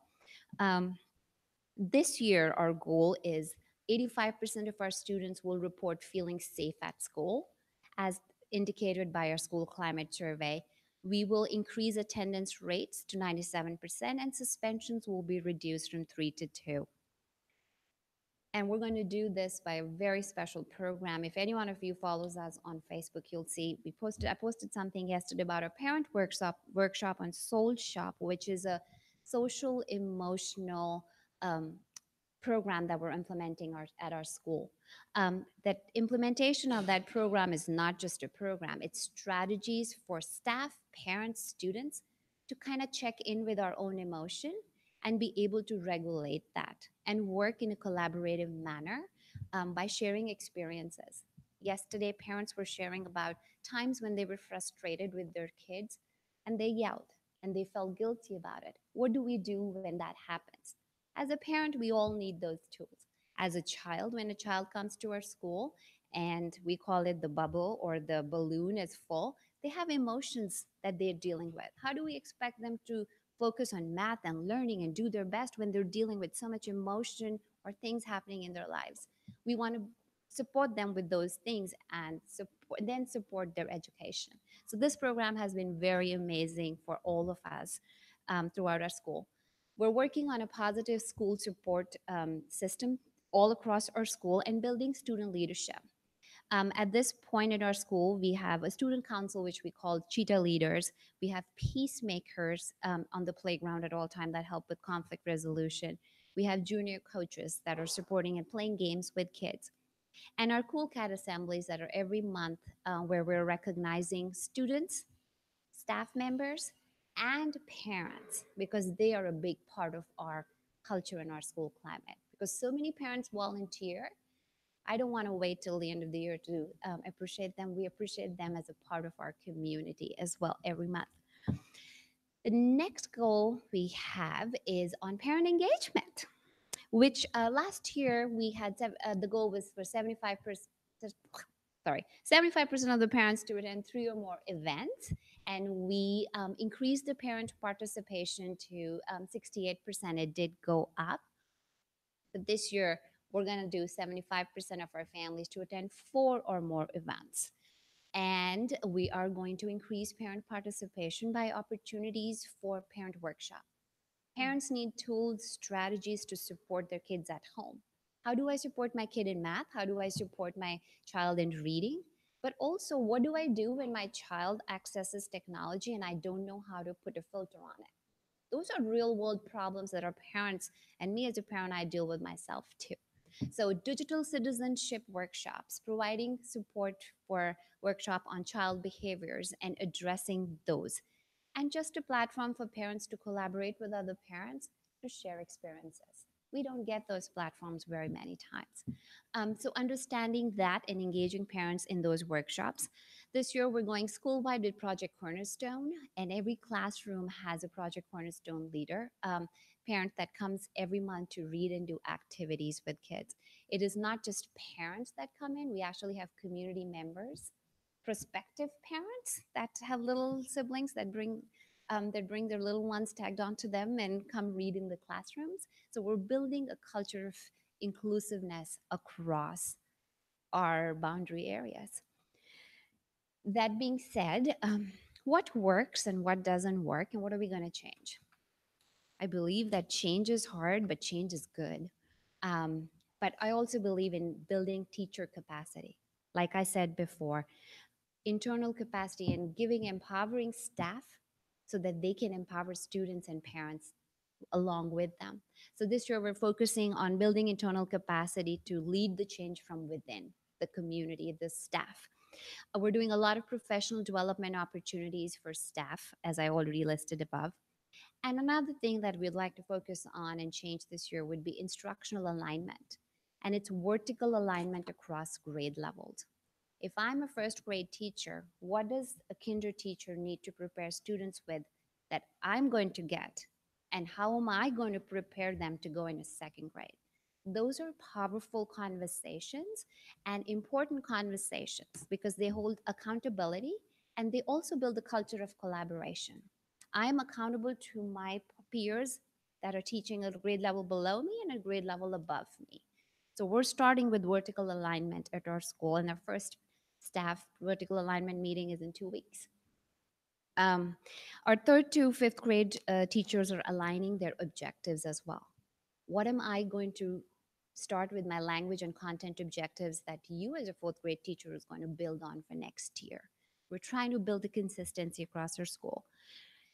One thing that I really believe is in celebrating successes and failures. And our staff this year is focusing on a culture of risk taking. Take a risk.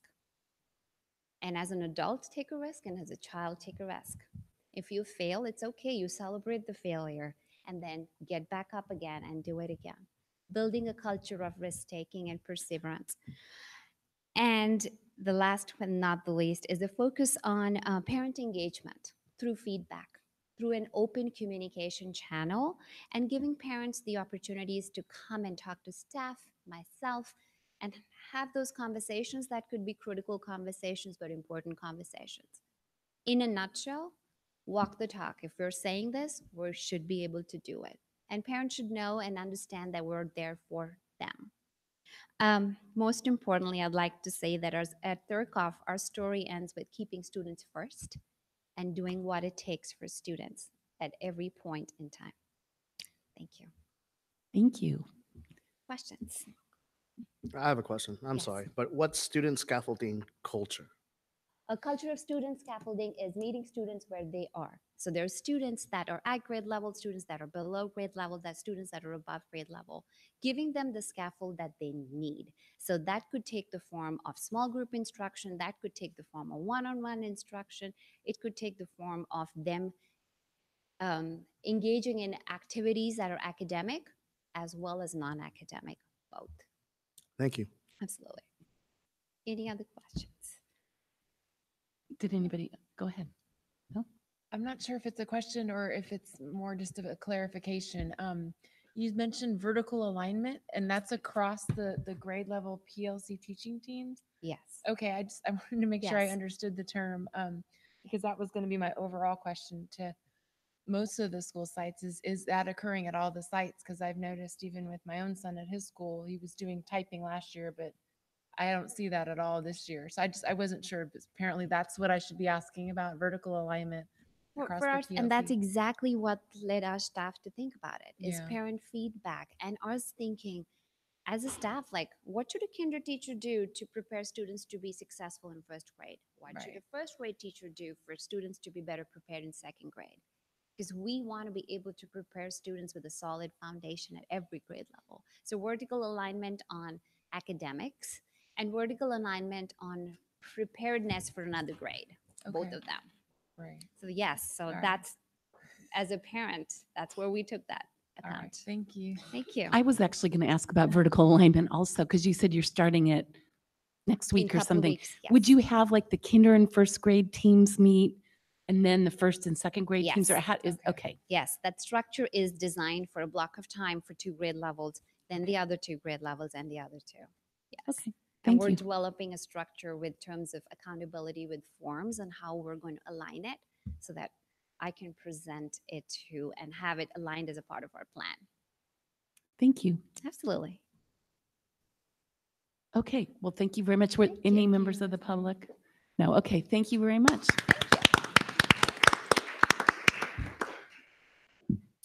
Well, I really appreciate all of the principals and assistant principals making these presentations. I know, especially those of you at the end, it's a long night, but I know that this is really the culmination of a lot of work that you put into developing the plans with your site councils, and so we do appreciate that work. And we have a motion. Well, do we have any questions or comments? Any questions or comments? And if not, may I have a motion? Yeah. Well, I want to just thank the team. I mean, we've had a lot of turnover, and we can tell that there's a difference in culture and approach already. And we appreciate the work that came before us. And I also appreciate that Ryan's still with us. So I want to thank everyone for their hard work and their diligence and their presentations and their ideas and their camaraderie and their teamwork. Having said that, I'd like to make a motion, if there are no other comments, that the board approve the single plans for student achievement for Stevenson Elementary School, Gabriela Mistral Elementary School, Graham Middle School, Landos Elementary School, and Therakoff Elementary School. All in favor? Aye. Okay, on a motion made by trustee Gutierrez and seconded by trustee Coladonato, the motion passed unanimously. So thank you. Bravo. Okay, and now to the really sexy part of our meeting, the awarding the construction contract for the new district office building to Premier Builders. Dr. Clark. Yeah. Man, oh man. You say I'm trouble, man. I mean, Good. Good evening. Thank you. So I have the next 4 items on the agenda. Okay. Most of them they're not a surprise to the board and the community, but tonight we're bringing forward these items for action. The first item is to award the construction contract for the new district office building to Premier Builders with a bid of right at $1.82 million, which was $80,000 under budget, which was, I think, one of the first times it's been under budget to actually get the bid. So we're recommending approval of the contract for Premier to start construction for the district office. Thank you. Any questions or comments, trustees? I have a question. And maybe I should have already known this, but why is this funding specifically coming out of the Fund 40 as opposed to the Measure G? When we started a couple of years ago with the Fund 40, we were when Vargas, then Slater, now Vargas was opening up. It was Fund 40 would fund Slater, the district office, and the new preschool. That's right. Okay. Yeah. Thank you for refreshing my memory. I couldn't remember. Any further questions or comments? And if not, may I have a motion? Any? Oh, members of the public? I'm just assuming because we have no members of the public but fair enough. So now may I have a motion? I move that the Board of Trustees award the district office construction contract to Premier Builders in the amount of $1,820,199. Second. All in favor? Aye. On a motion made by trustee Gutierrez and seconded by trustee Wheeler, the motion to award the construction contract for the new district office building to Premier Builders passed unanimously. Okay, Dr. Clark, I guess the next item is awarding the architectural services contract for the Castro Mistral Place structure to Dreiling Taronis Architecture. Correct. This is the item for, the item is to award the architectural services contract to DTA for the Castro Mistral, the second place structure at Castro Mistral. And then once we have the architectural contract underway, they'll actually continue work. We have a design for the Castro Mistral place structure. Now they'll start working on the architectural drawings, the civil drawings, that actually put it out to bid so we can actually start construction. Thank you. I have a question. So one of the parents asked me if this play structure would be suitable in size for what we can provide. So suitable in size, that formula would take over a big chunk of the campus itself. So it won't, all the kids will not be able to fit on that play structure at one time. There's not one play structure that will satisfy that. Right. It will be larger than the play structure that's there now. We're taking advantage of a long, kind of a thin, and creating a long, it's not so much a round play structure, it's more linear, where there's more places where people can come and go off of it. There's a lot of overhead items. So there should be more kids on it, but there are going to be a group of people who feel this is not big enough for the campus as a whole. I see. But it is a good size. It's larger than what they have now. So essentially they're getting 2 play structures on that campus. Okay, and but one again, with 2 schools, I mean, technically we would have had 4 play structures on that campus. Or I see what you're saying. I Right. understand. Yeah. So the follow-up then would be, based on what I've heard from parents then, is if they have questions about what that would look like, I think myself I should direct them to Tabitha.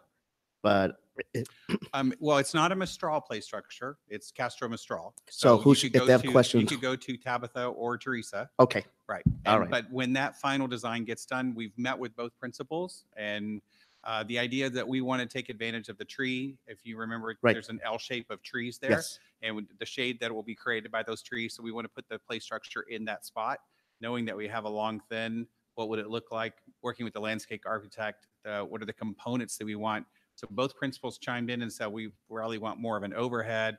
Can we put a slide over on that end? And so now we've made a long, I don't want to say skinny structure, but it's just more linear than it is a clump. I And understand. so we've taken advantage of that big play area. So they both chimed in. So now we're waiting. We have a final design that they have to now see. And so now that we have an architect, or we soon to have an architect in place, they'll start moving. Thank you for your patience. Thank you. Any further questions or comments, trustees, members of the public? May I have a motion? I'll go with it. That the Board of Trustees award the architectural services contract for the new Castro Mistral play structure to Dreiling Taronis Architecture. Second. All in favor? Aye. Okay, and a motion made by trustee Gutierrez, seconded by trustee Wheeler. The motion to award the architectural services contract for the Castro Mistral play structure to DTA was approved unanimously.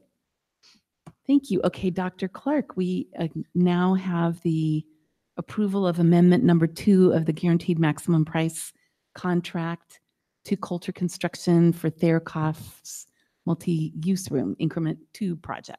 Yes, this is a very a long time in coming for this contract to be brought to the board. So a lot of delay at DSA for the MUR construction at Therakoff. If you recall, DSA wanted us to do a full seismic rehabilitation of the building. They finally agreed that we didn't need to do a full rehab. Then going through the design, and then we had some price conversations with the contractor. Their initial numbers were much higher than what we could have, not so much we could afford, but they were over budget. So through going back and forth, they actually put out some of their subcontractor bids a second time to go out back to their subcontractors to get better prices. They were able to do that. We're still about a couple $100,000 over budget. But the concern that we have, and Dr. Rudolph and I both share this along with Todd and Jason from Greystone, is that if we delay this project any further, just normal cost escalation will come up higher than that. And then for the Therakoff community, you have another year waiting for their MUR to be finished. So we thought at this point, since the price is a few $100,000 over, we just need to come in and just get it done. So this is already in the budget, the overall budget for the Therakoff modernization and construction. This is just the amendment 2 just brings forward the price for the multi-use room. Thank you. Any further questions or comments, trustees? This is a project of interest of mine. The MUR is large enough for the student population at Therakoff today, correct? We're only doing this project out of some sort of have every MUR the same size or something like that? Correct. Is that a good enough reason to spend this much money? It's about not much more than what we spent at Mauna Loma to expand the Mauna Loma multi-use room to make it 5,000 square feet for the Mauna Loma students. So we've already done it for Mauna Loma, and the idea that when we put together all these budgets, all the multi-use rooms would be approximately 5,800 square feet. You didn't address the specific question, which was, is it a good use of, how much is it again? It's just over $3 million. Is it a good use of $3 million just to make them match? I mean, why is that the driving district value that they all have to be the same? With all due respect, I think we already went through that. I'll answer. Right? I'll answer. I still do get to ask it, even though. Well, sure, it's but been I mean, gone through. you know the answer. Yeah. Maybe I don't You like win the answer. conversations. Maybe I don't like the answer. Well, you win the conversations. You were part of it. And, Anyways, Dr. Clark, you were saying. So I was just going to say, if we were 3 years ago, I would wonder about the need to spend the money to expand multi-use rooms and the conditions we have. But at this point, I think it would be very unfair to the Therakoff community to say, we're going to save $3 million and you get to keep the same multi-use room when everybody else has a brand new multi-use room or expanded multi-use room. And Therakoff's actually is not the same square footage. It's a much smaller multi-use room than the other campuses. And Mauna Loma's square footage enrollment is supposed to drop a little bit with the new boundaries. Huffpub and Landell's got brand new multi-use rooms, and we spent millions of dollars on those buildings. So at this point, I think it actually is a good use of $3 million for Those some other equity buildings and didn't equality. exist, correct? I mean, the ones you just Say referred to. again? We had to make those buildings from scratch, correct? I mean, the ones. Hubble? Yes. Well, they all had multi-use. No, they rooms. had multi-use They had rooms. them. Yes. But we were going to do something else with that building. We're going to make a new building. The plan, that was the plan. as opposed to Therakoff, which is the buildings there, it's quite a large space. Stevenson has borrowed it over the years for the school plays and so forth. It's not because it needs to be bigger because of the student body. It's this other concern. But correct? doesn't it include kitchen facilities Mhm. and It has there's- kitchen facilities. The kitchen gets redone, right? It does have kitchen facilities. I think at this point, seeing as Therakoff is the very last school for equity and equality, they should get a multi-use room just like everybody else. When this came up, when Dr. Trustee Gutierrez, You can call me doctor. Dr. Gutierrez was said, yes, I was in these conversations, and it was always couched as, well, it's at the end. It's kind of, we have time to decide this sort of thing. That's, it's a year away, 2 years away or something. And I'm just, now's the time. Now is the last time to talk about it. So I think I have a comment. We Go ahead. also have a lot of projected new growth. There was just a proposal at City Council last night for Terabella to add 2,500 new homes or something like that, Right. which is zoned for Therakoff. True. North Bay Shore, unless we get a school over there, which nothing's guaranteed, it might be helpful to have a large MUR at that school. It's very central, and there'll probably be a lot more kids coming into that given the population projections. So I'll just put that in there on that conversation. Good point. Thank you. Were there any further comments, trustees, or questions, and members of the public? If not, may I have a motion? I move that the Board of Trustees approve Amendment Number 2 of Guaranteed Maximum Price GMP contract for the Therakoff Multi-Use Building Addition and Modernization Increment 2 project and authorize the superintendent to sign the site and facilities lease agreements. Second. All in favor? Aye. Aye. Anyone opposed? Nay. On a motion made by Trustee Gutierrez and seconded by Trustee Wilson, the motion passed on a vote of 4-1. Do I need to say who voted for it? And She'll know. okay, well,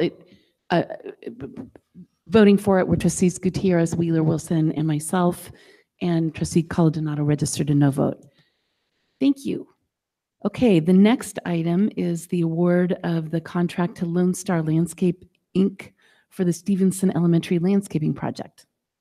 So staff is asking the board to award the contract for the landscaping project this is the Stevenson campus, except the multi-use room landscaping.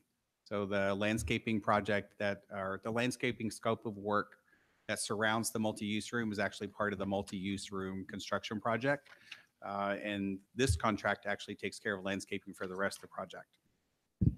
Thank you. Any questions or comments, trustees? If not, and members of the public, if not, may I have a motion? I move that the Board of Trustees award the construction contract for the Stevenson Elementary Landscaping Project to Lone Star Landscape Incorporated in the amount of $189,000. Second. All in favor? Aye. Okay, on a motion made by Trustee Wheeler and seconded by Trustee Coladonado, the motion to award the contract to Lone Star Landscape for the Stevenson Landscaping Project passed unanimously. Thank you. Okay, I think we are done with action items for this evening. True. And board updates, I trust people have submitted those or will submit them shortly to Ms. Lilga. Yeah, so I have not submitted mine yet, and I shall. Okay, thank you. And do we have any further announcements that we wish to make this evening regarding air quality? Okay, the district has made the decision that we will close our schools tomorrow because of the poor air quality. It's getting worse and worse. So schools will be closed tomorrow, Friday, November 16th. And hopefully the air will improve and things will be back in shape on Monday. And I hope everybody tries to keep their kids indoors, and that nobody suffers ill consequences. Ms. Geisels, will parents receive an email notification of the closure?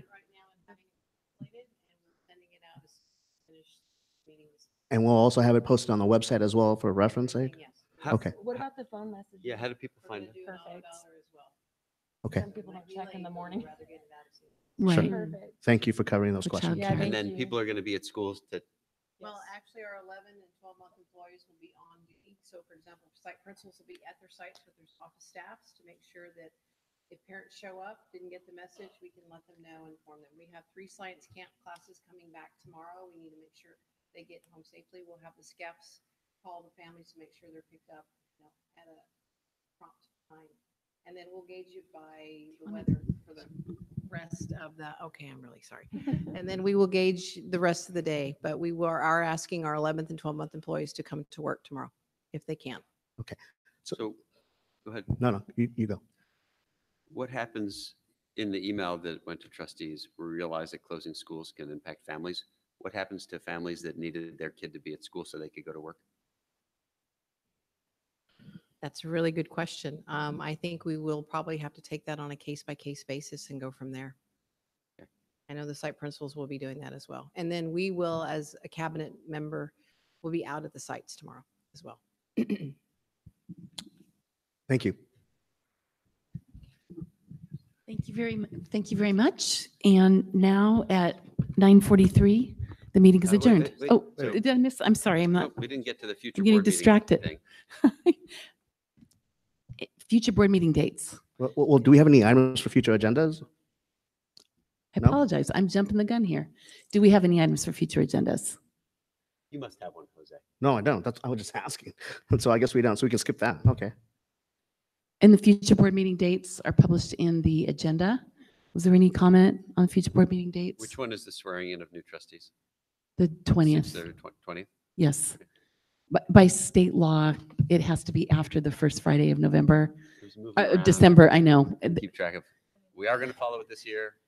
We're not No, gonna it follow was confusing because the statute changed so that it's on or after the second Friday beginning next year, but it's still after the first Friday. And what we weren't taking into account is that the first Friday is December 7th, the day after our scheduled board meeting.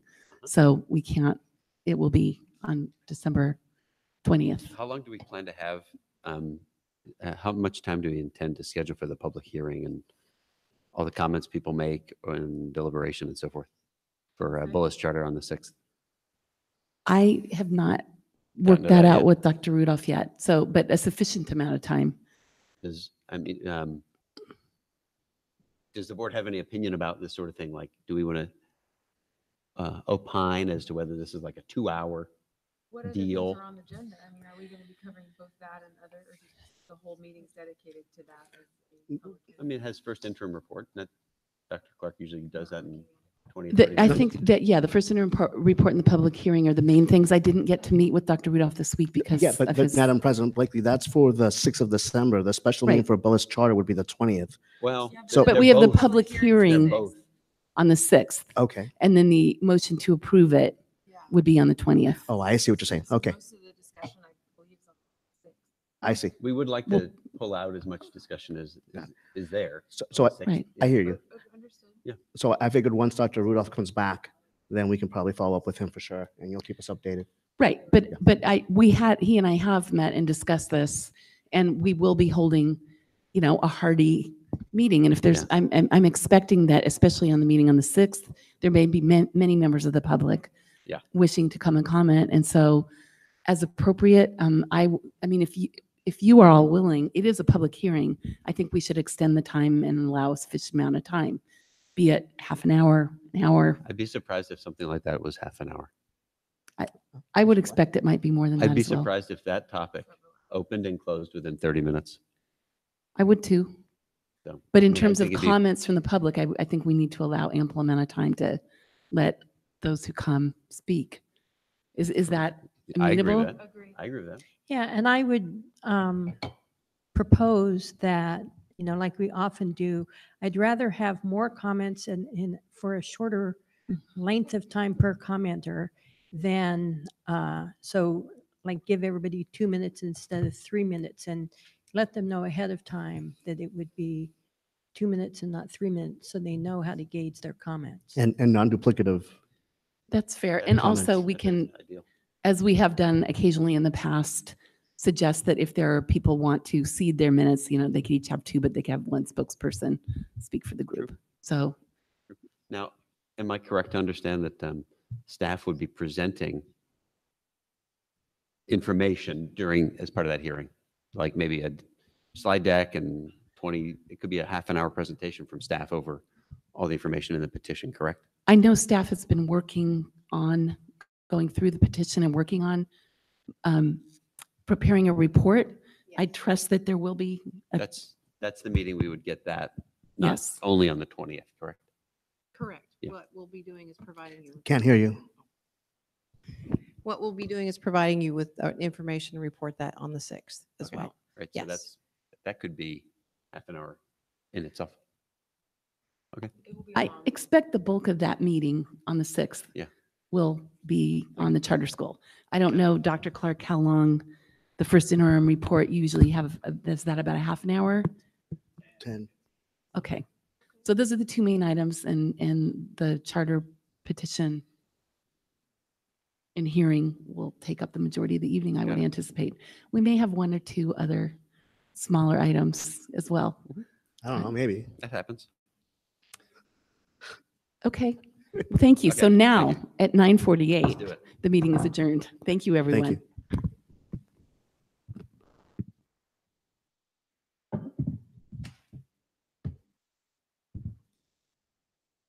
Here it is. No school tomorrow, Friday, November 16th. Text message is awesome. Did you get it on your? I got it on my text. Oh, you already got a closing message? No school